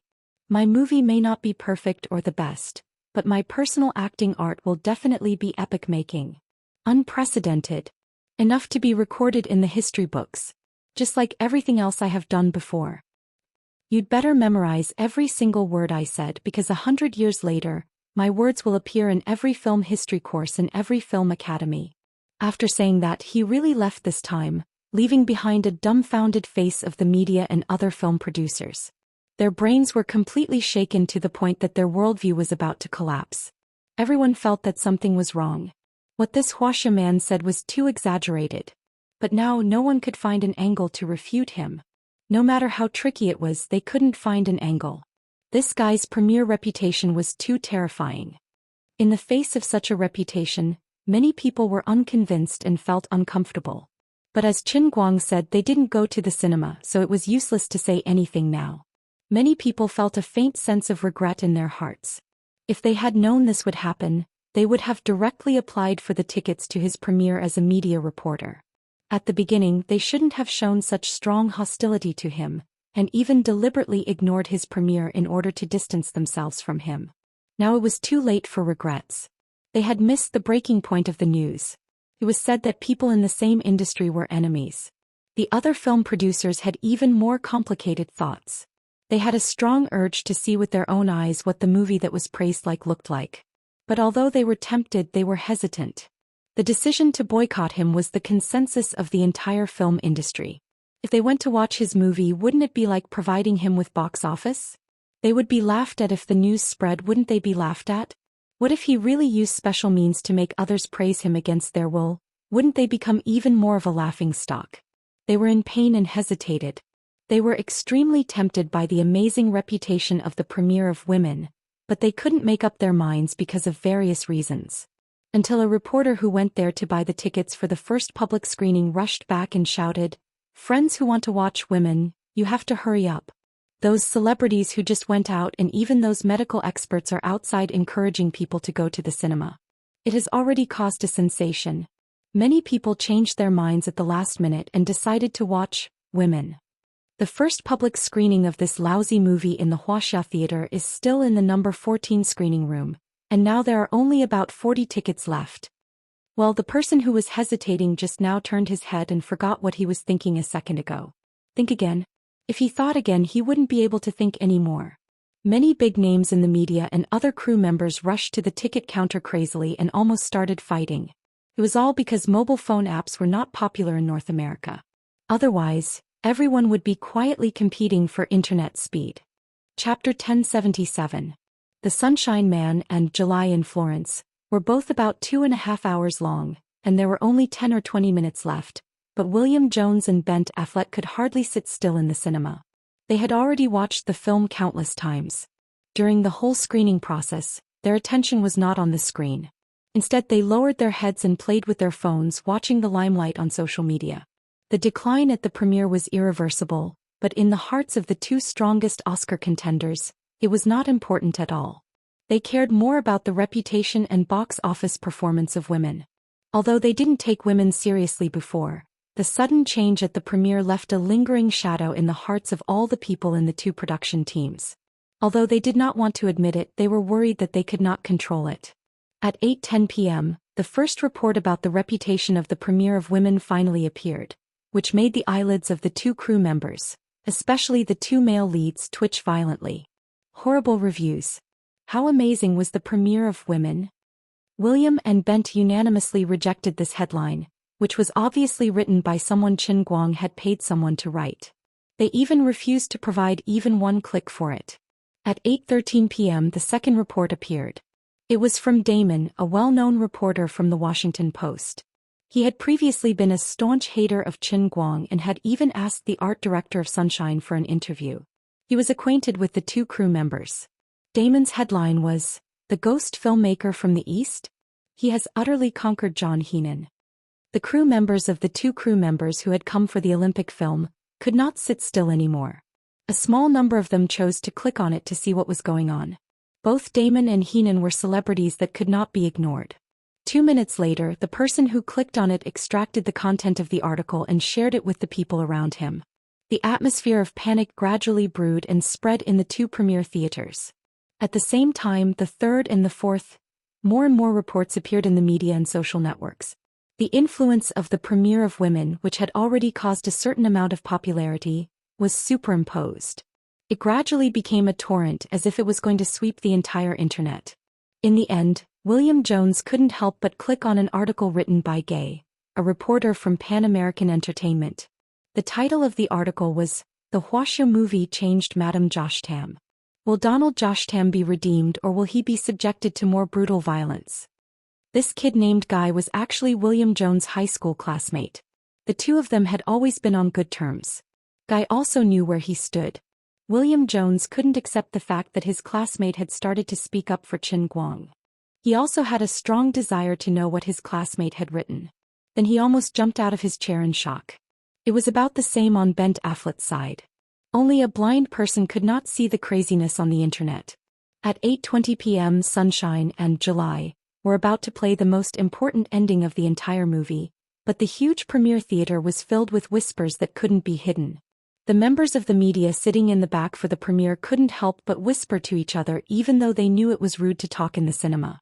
If it weren't for the publicity fees they received from the two film crews, these people would have rushed out.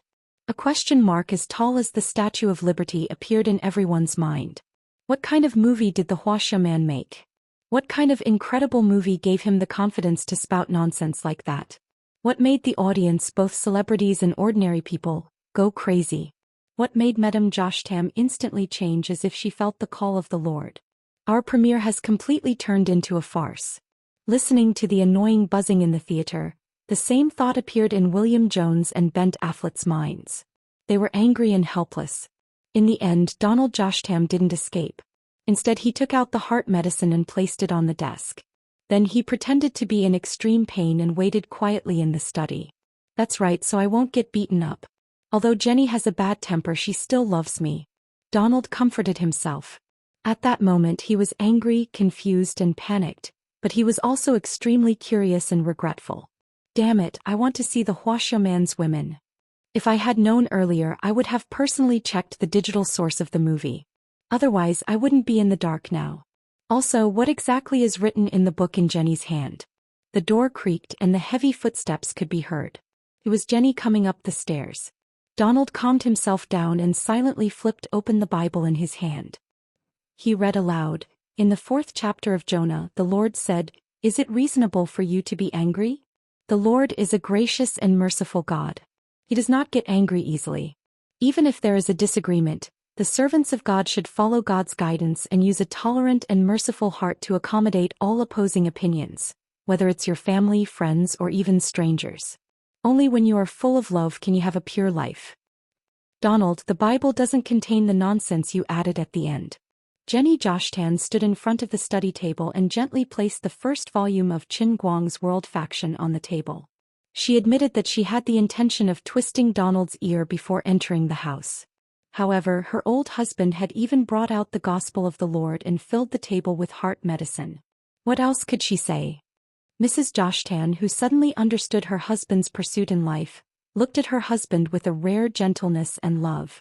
Maybe it was because of the illumination of the orange table lamp in the middle of the night, or maybe it was because she was inspired by the Gospel of the Bible.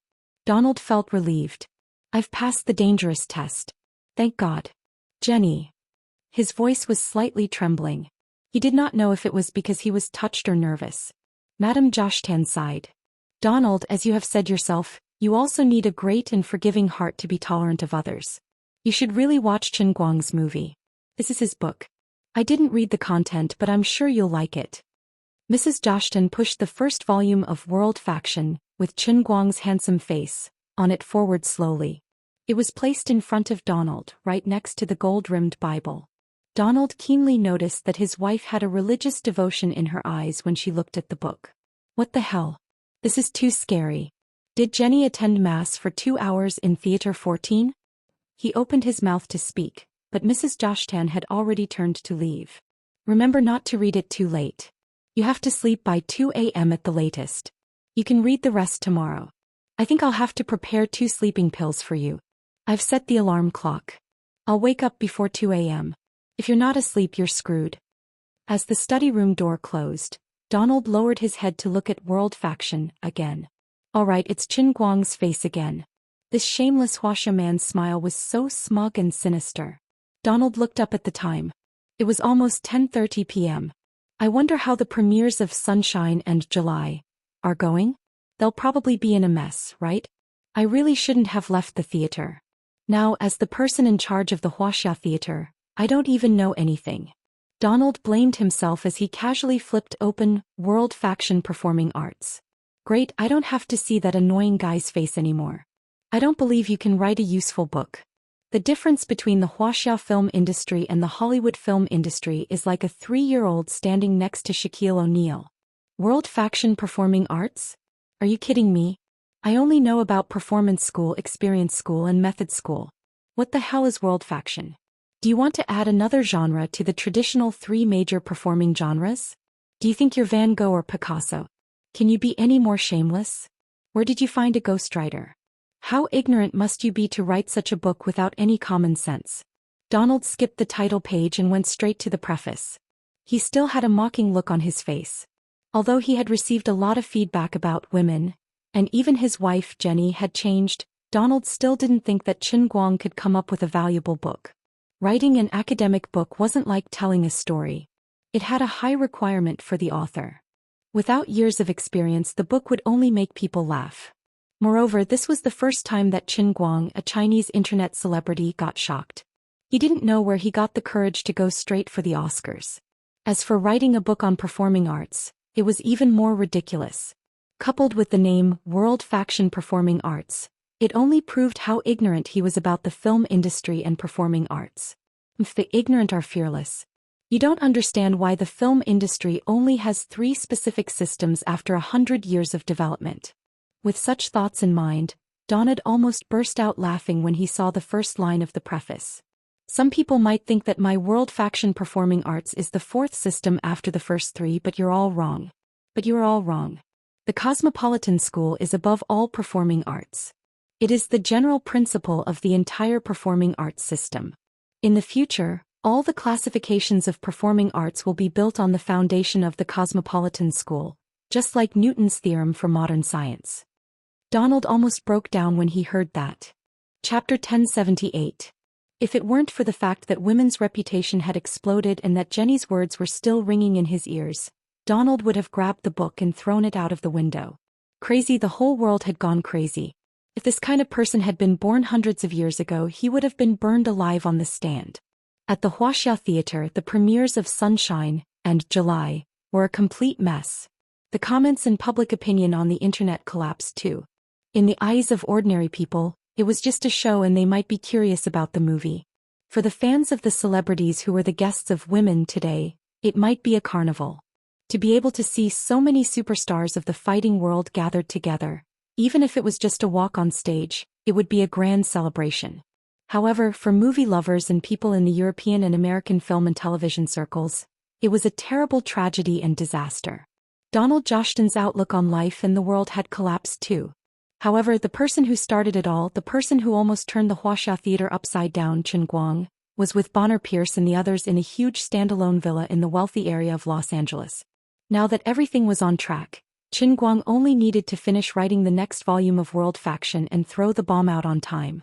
He didn't have to worry about anything else.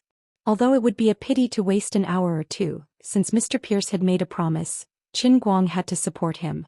It wouldn't be difficult to borrow a favor again. He planned to teach the 50 or so elites in the world of fighting and boxing a lesson in one go. The lesson was simple. All of you come together. I won't use ancient Chinese martial arts. I'll only use my fists and legs and strength. If any of you don't fly into the pool in 5 minutes, I lose. If I sweat a drop, I lose. If anyone can touch me, it's my loss. Everyone, I understand how you feel, but listen to me. If you do it one by one like you want, it'll be meaningless. It'll be a waste of time. It's not that I'm stingy, but I can't describe how I train my skills. Even if I say it and all of you hear it, you won't be able to learn it. What I possess is a power that completely surpasses the limits of human beings. I'm not talking about Wuxia's inner strength. I'm just talking about muscle strength. You can even think of me as a human from another era, and that's not wrong. But if you want to copy my training method, it's impossible. You'll die for sure. The death rate is 100%. Qin Guang stood by the side of the pool, surrounded by 3 to 5 scantily clad beauties in bikinis. They rubbed themselves against his body, but his expression did not change. He calmly explained to the boxing bosses. In the beginning, when he proposed the class method, these big shots who had helped him a lot today were actually very angry. Everyone felt that his friend was trying to fool them. Qin Guang owed him a favor, so he was exceptionally patient and explained a little more. As he explained, he pinched the stainless steel railing of the swimming pool with 2 fingers and exerted force in a very casual manner. The high-grade stainless steel railing, which was 8 millimeters thick, quickly deformed between his fingers. It was constantly being squeezed, and an ear-piercing and unpleasant crunching sound could be heard. When Qin Guang loosened his fingers, the part of the railing that was about 40 centimeters in diameter that was pinched had completely turned into flat steel. Many people in the arena could twist and bend steel pipes, but to use only 2 fingers to pinch the railing to such an extent without a change in expression was completely beyond everyone's understanding. Are your 2 fingers a hydraulic press? Oh. My God. *T. W. What a terrifying Wuxia person. What the F***ck is he doing? These superstars who were used to seeing the world and were also the world's strongest boxing experts, were generally bewildered. What happened next was logical. In less than 3 minutes, Qin Guang turned the huge swimming pool into dumplings. Just as he said, there was not a single drop of sweat and no one touched the corner of his clothes. Whether it was speed or strength or even dynamic vision and brain reaction speed, Qin Guang was many times stronger than these top powerhouses who were already considered to be the limit of humanity. As for how strong he was, even he himself was not sure. He stood by the pool and looked at the people who were still soaking in the water with a smile. Everyone, what I can teach you for the time being is in the movements I made just now. Mr. Pierce recorded the whole process with a high-speed camera. You can use the high-speed camera to break down each step of my exertion of force. You should be able to clearly see my technique of exertion of force. This will be helpful to you, but as for how much you can understand, it will depend on each person's specific talent. In short, I am very grateful to everyone for today. Qin Guang's attitude was exceptionally kind. In his opinion, this was an equivalent exchange. What he took out was indeed his trump card. In the past, he had never taught anyone so formally in the past. On one hand, it was because others were not at that level and they would not be able to master it even if he taught them. On the other hand, such an important skill, of course, could not be easily taught. Many of the big shots in the fighting and boxing world were soaking in the water. Everyone was taught a lesson by Qin Guang, but they were not the least bit unhappy. Their minds were filled with his movements just now. That Mr. Qin, your training method? Seeing that Qin Guang was about to leave, someone still asked unwillingly. Qin Guang thought to himself and decided to brag. Before you, I also had a real disciple named Shui Lin. He was a Chinese soldier. Indeed, he went through my special training and his pure strength increased by 40%, a very standard 40%. I do have a training method that can completely develop potential, but the mortality rate is as high as 90%. Shui Lin's luck to be able to survive makes me envious. But the mortality rate is too high. I am not confident and I do not intend to teach it.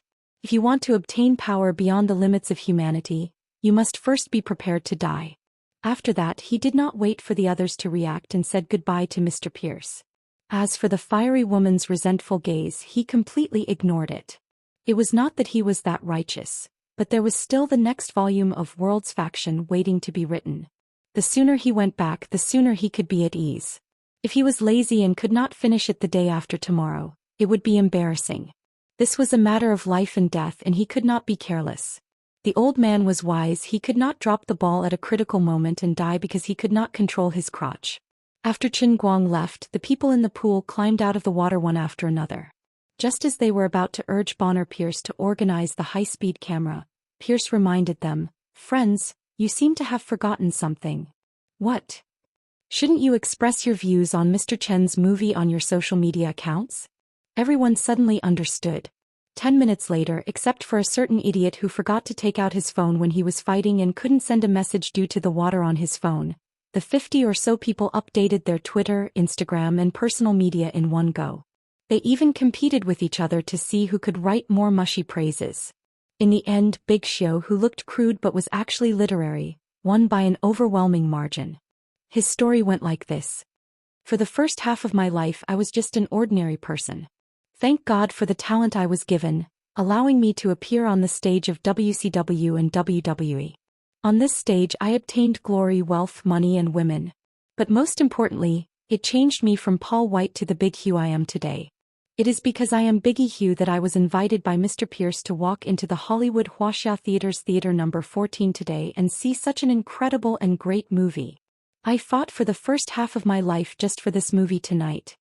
If you are my fans and want to know why I am so fanatical, even more fanatical than I was at WrestleMania, don't hesitate and rush to the theater next to you as fast as you can.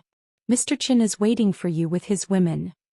Everyone agreed with Big Xiu's flattering story. His flattery was innovative. It was like listening to thunder in silence. He used simple and seemingly ordinary words to boast to a new height. This flattery was both deep and broad. The key was that his personal reputation and the movie's reputation were completely tied together. It was not as superficial and straightforward as ordinary praise. More than 50 top fighting and boxing superstars updated their social media accounts at the same time, talking about the same thing, and praising it crazily in unison. Finally, they called on their fans to go to the theater. What kind of sensation would it cause on social media? At first, fans who had only followed their accounts thought that the most serious case of account theft in history had happened before they could see the latest news.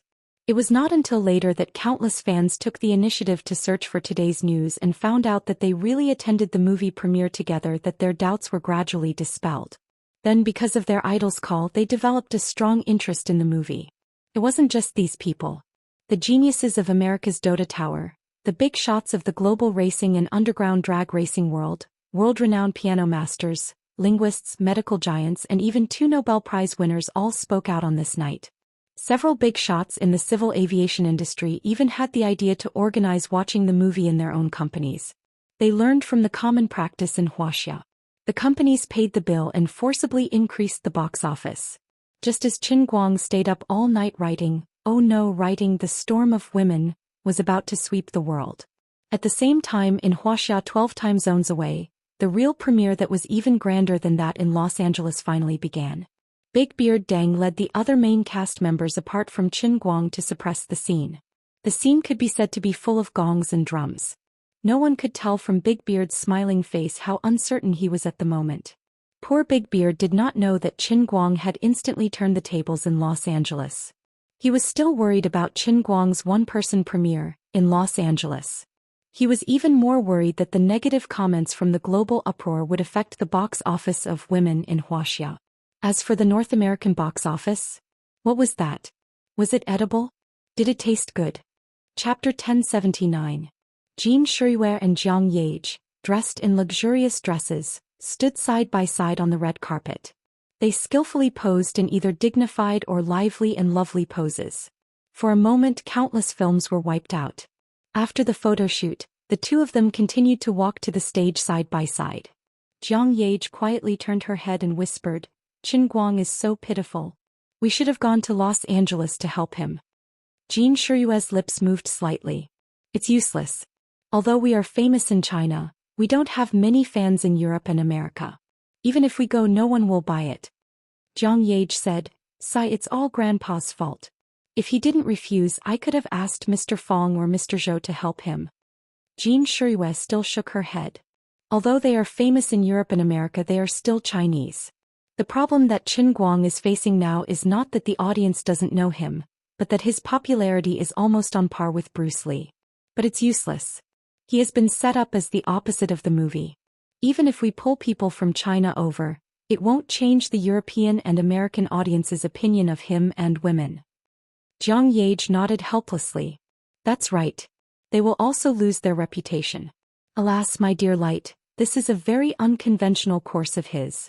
Although we all think that he can win an Oscar with his acting skills, it's too rushed." Jin Shuyue pondered for a moment. "I think he probably has his own difficulties. No matter what, we must help him stabilize the domestic box office. Although the Oscars don't care about the box office, there are still some benefits. If we can make the domestic box office reach a phenomenal level, it can make up for the loss of the North American box office to a certain extent." Jiang Yage tapped on her phone. Yes, I just posted on Weibo. What did you post?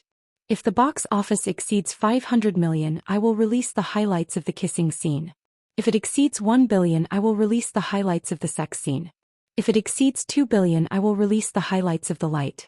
If it exceeds 4 billion, I will. Forget it, I haven't written that yet. Are you crazy? We don't have any tidbits at all. All the scenes with him were done in one take. Jiang Yade shrugged. Why don't we just ask Chen Guang to take some shots? You can do that. On the other hand, at 1 o'clock in the morning in Los Angeles, the North American box office data for the premiere of Women was released.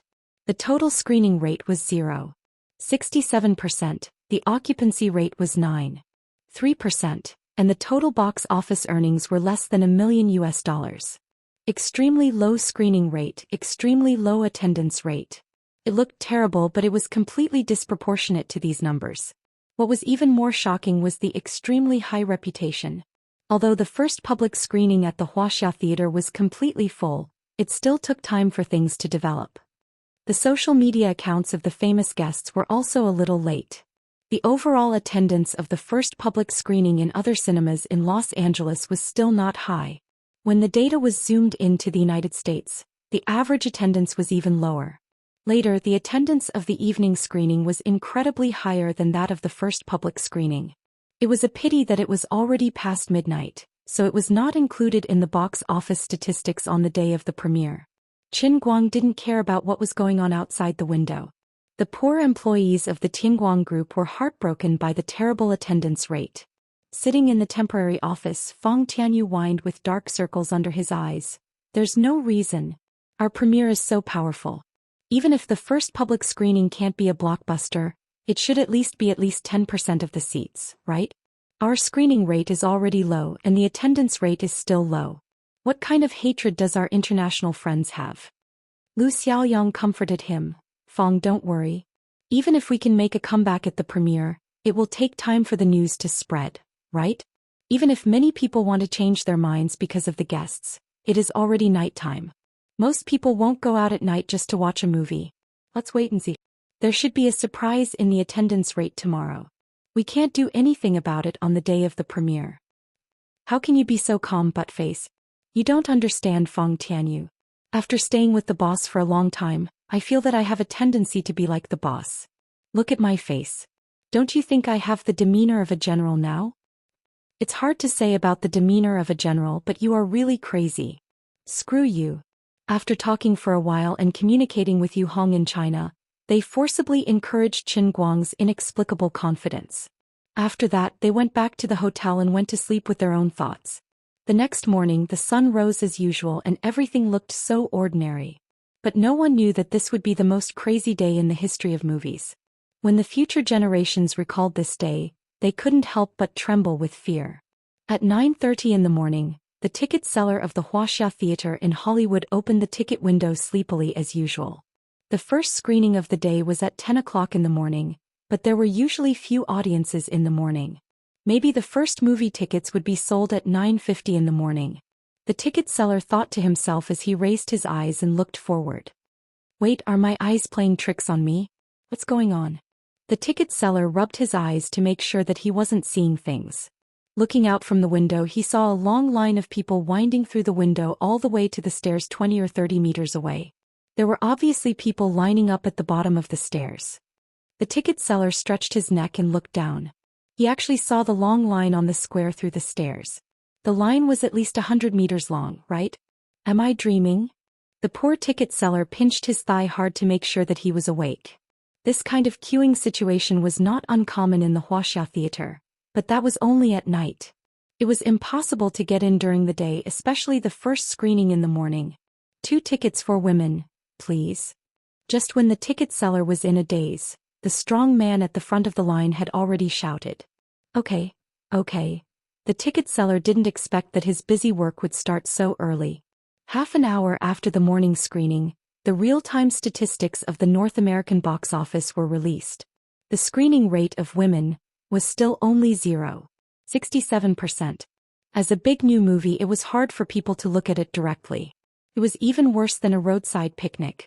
However, the attendance rate of Women had completely reversed. It even made people in the European and American film circles fly into a rage and scream horribly. 99.8%. Almost 100% attendance rate for the morning screening. What kind of concept was this? This was going against the natural order of things. No, it was already going against the natural order of things. How many years had it been since such an attendance rate had appeared in the history of movies? Even the popular Titanic couldn't achieve this in the primetime slot. After all, many people didn't like to sit in the first row or in the corner, even if they had to wait for the next screening. There was really no need to squeeze everyone in the same theater and push the attendance rate to an insane 99%. Although he didn't want to admit it, this was close to a historical 100% attendance rate. But it was still in the morning. In the afternoon and evening, this terrifying figure was very likely to be obtained by him. We were still frantically boycotting this movie yesterday. Today you made its attendance rate soar to a historical level. How could we accept this? What was this? The biggest irony? The people in the film circle thought of the news report they saw last night, and then thought of Qin Guang's horrible guests who fell from the sky and felt like crying. They thought that the people in the circle would unite to call on their own fans or fans to boycott him, and that would be enough to make him leave dejectedly. Before his premiere, everything had looked perfect, but in the last 5 minutes he had turned the tables around. That's right. Everyone thought that those guests were invited by Qin Guang. No one believed that the guests came uninvited. Even if someone told them the truth, they would not be willing to accept it. They would only feel that the world was broken. Seen on these well-developed idiots. And those who were engaged in academics, did your brains go bad from learning medical language? You idiots, Raven Holland and Perez. You're all world-renowned piano artists after all. Don't you have any artistic pursuits? Don't you understand how ironic his behavior is? And those racers. Hamilton, don't you have any sense of social responsibility? Do you know what kind of people you're supporting? I heard that there are some esports players who don't do their jobs. And there are idiots who only know how to fly planes. In the words of the Chinese, you are all helping the wicked. On the second day of its screening, Women achieved a 180-degree reversal in the number of seats from hell to heaven. It's precisely because you idiots who have no conscience, no standpoint, and no respect for art went against your conscience, dug your eyes out and spread ignorant comments on the internet that flattered such a lousy film without any bottom line. The influence of the F1 champion, the WRC champion, and the Dakar champion was undoubtedly world-class. The influence of boxing superstars such as Sinon, Verbal Cannon, and Mayweather was also world-class. These people mobilized their fans to support women, coupled with their flattering words that would make people blush, would inevitably make some people who did not usually go to the cinema pay for tickets. There were many people who went to watch the movie, but the screening rate was extremely low. The direct result was, of course, that the attendance rate exploded on the spot. The heavenly Tao reincarnated. Everything had long since been predestined. The audience that provided 9.3% attendance rate for women yesterday was less than 10,000 people. They must have all been paid by the Chinese. There were less than 10,000 people in the audience that attended 9.3% of the seats for women yesterday. All of them must have been paid by the Chinese to be fake reviewers. Or else, how could the so-called ordinary people on the internet who claim to be neutral and just an ordinary audience applaud so uniformly? Rotten Tomatoes fresh 98.7%. There were less than 100 votes and the only negative comment was even a tie. Sorry, my hand slipped and I clicked the wrong button. What was this? IMDb score of 10 points. Okay, the number of voters was also less than 100. What was this? Just how shameless and deranged a person must be to be able to bribe the internet water army so brazenly. In short, with your shamelessness and the torrent of yuan, you successfully swindled a terrifying 99.8% attendance rate this morning. But now there were nearly 100,000 people in the audience. We don't believe that your torrent of yuan can still play a role. At noon, when the negative comments started to appear, maybe you could continue to increase the attendance rate in the afternoon. But at the peak hour in the evening, the negative comments would show your true colors. At this point, the people in the European and American film industry could only hope for this.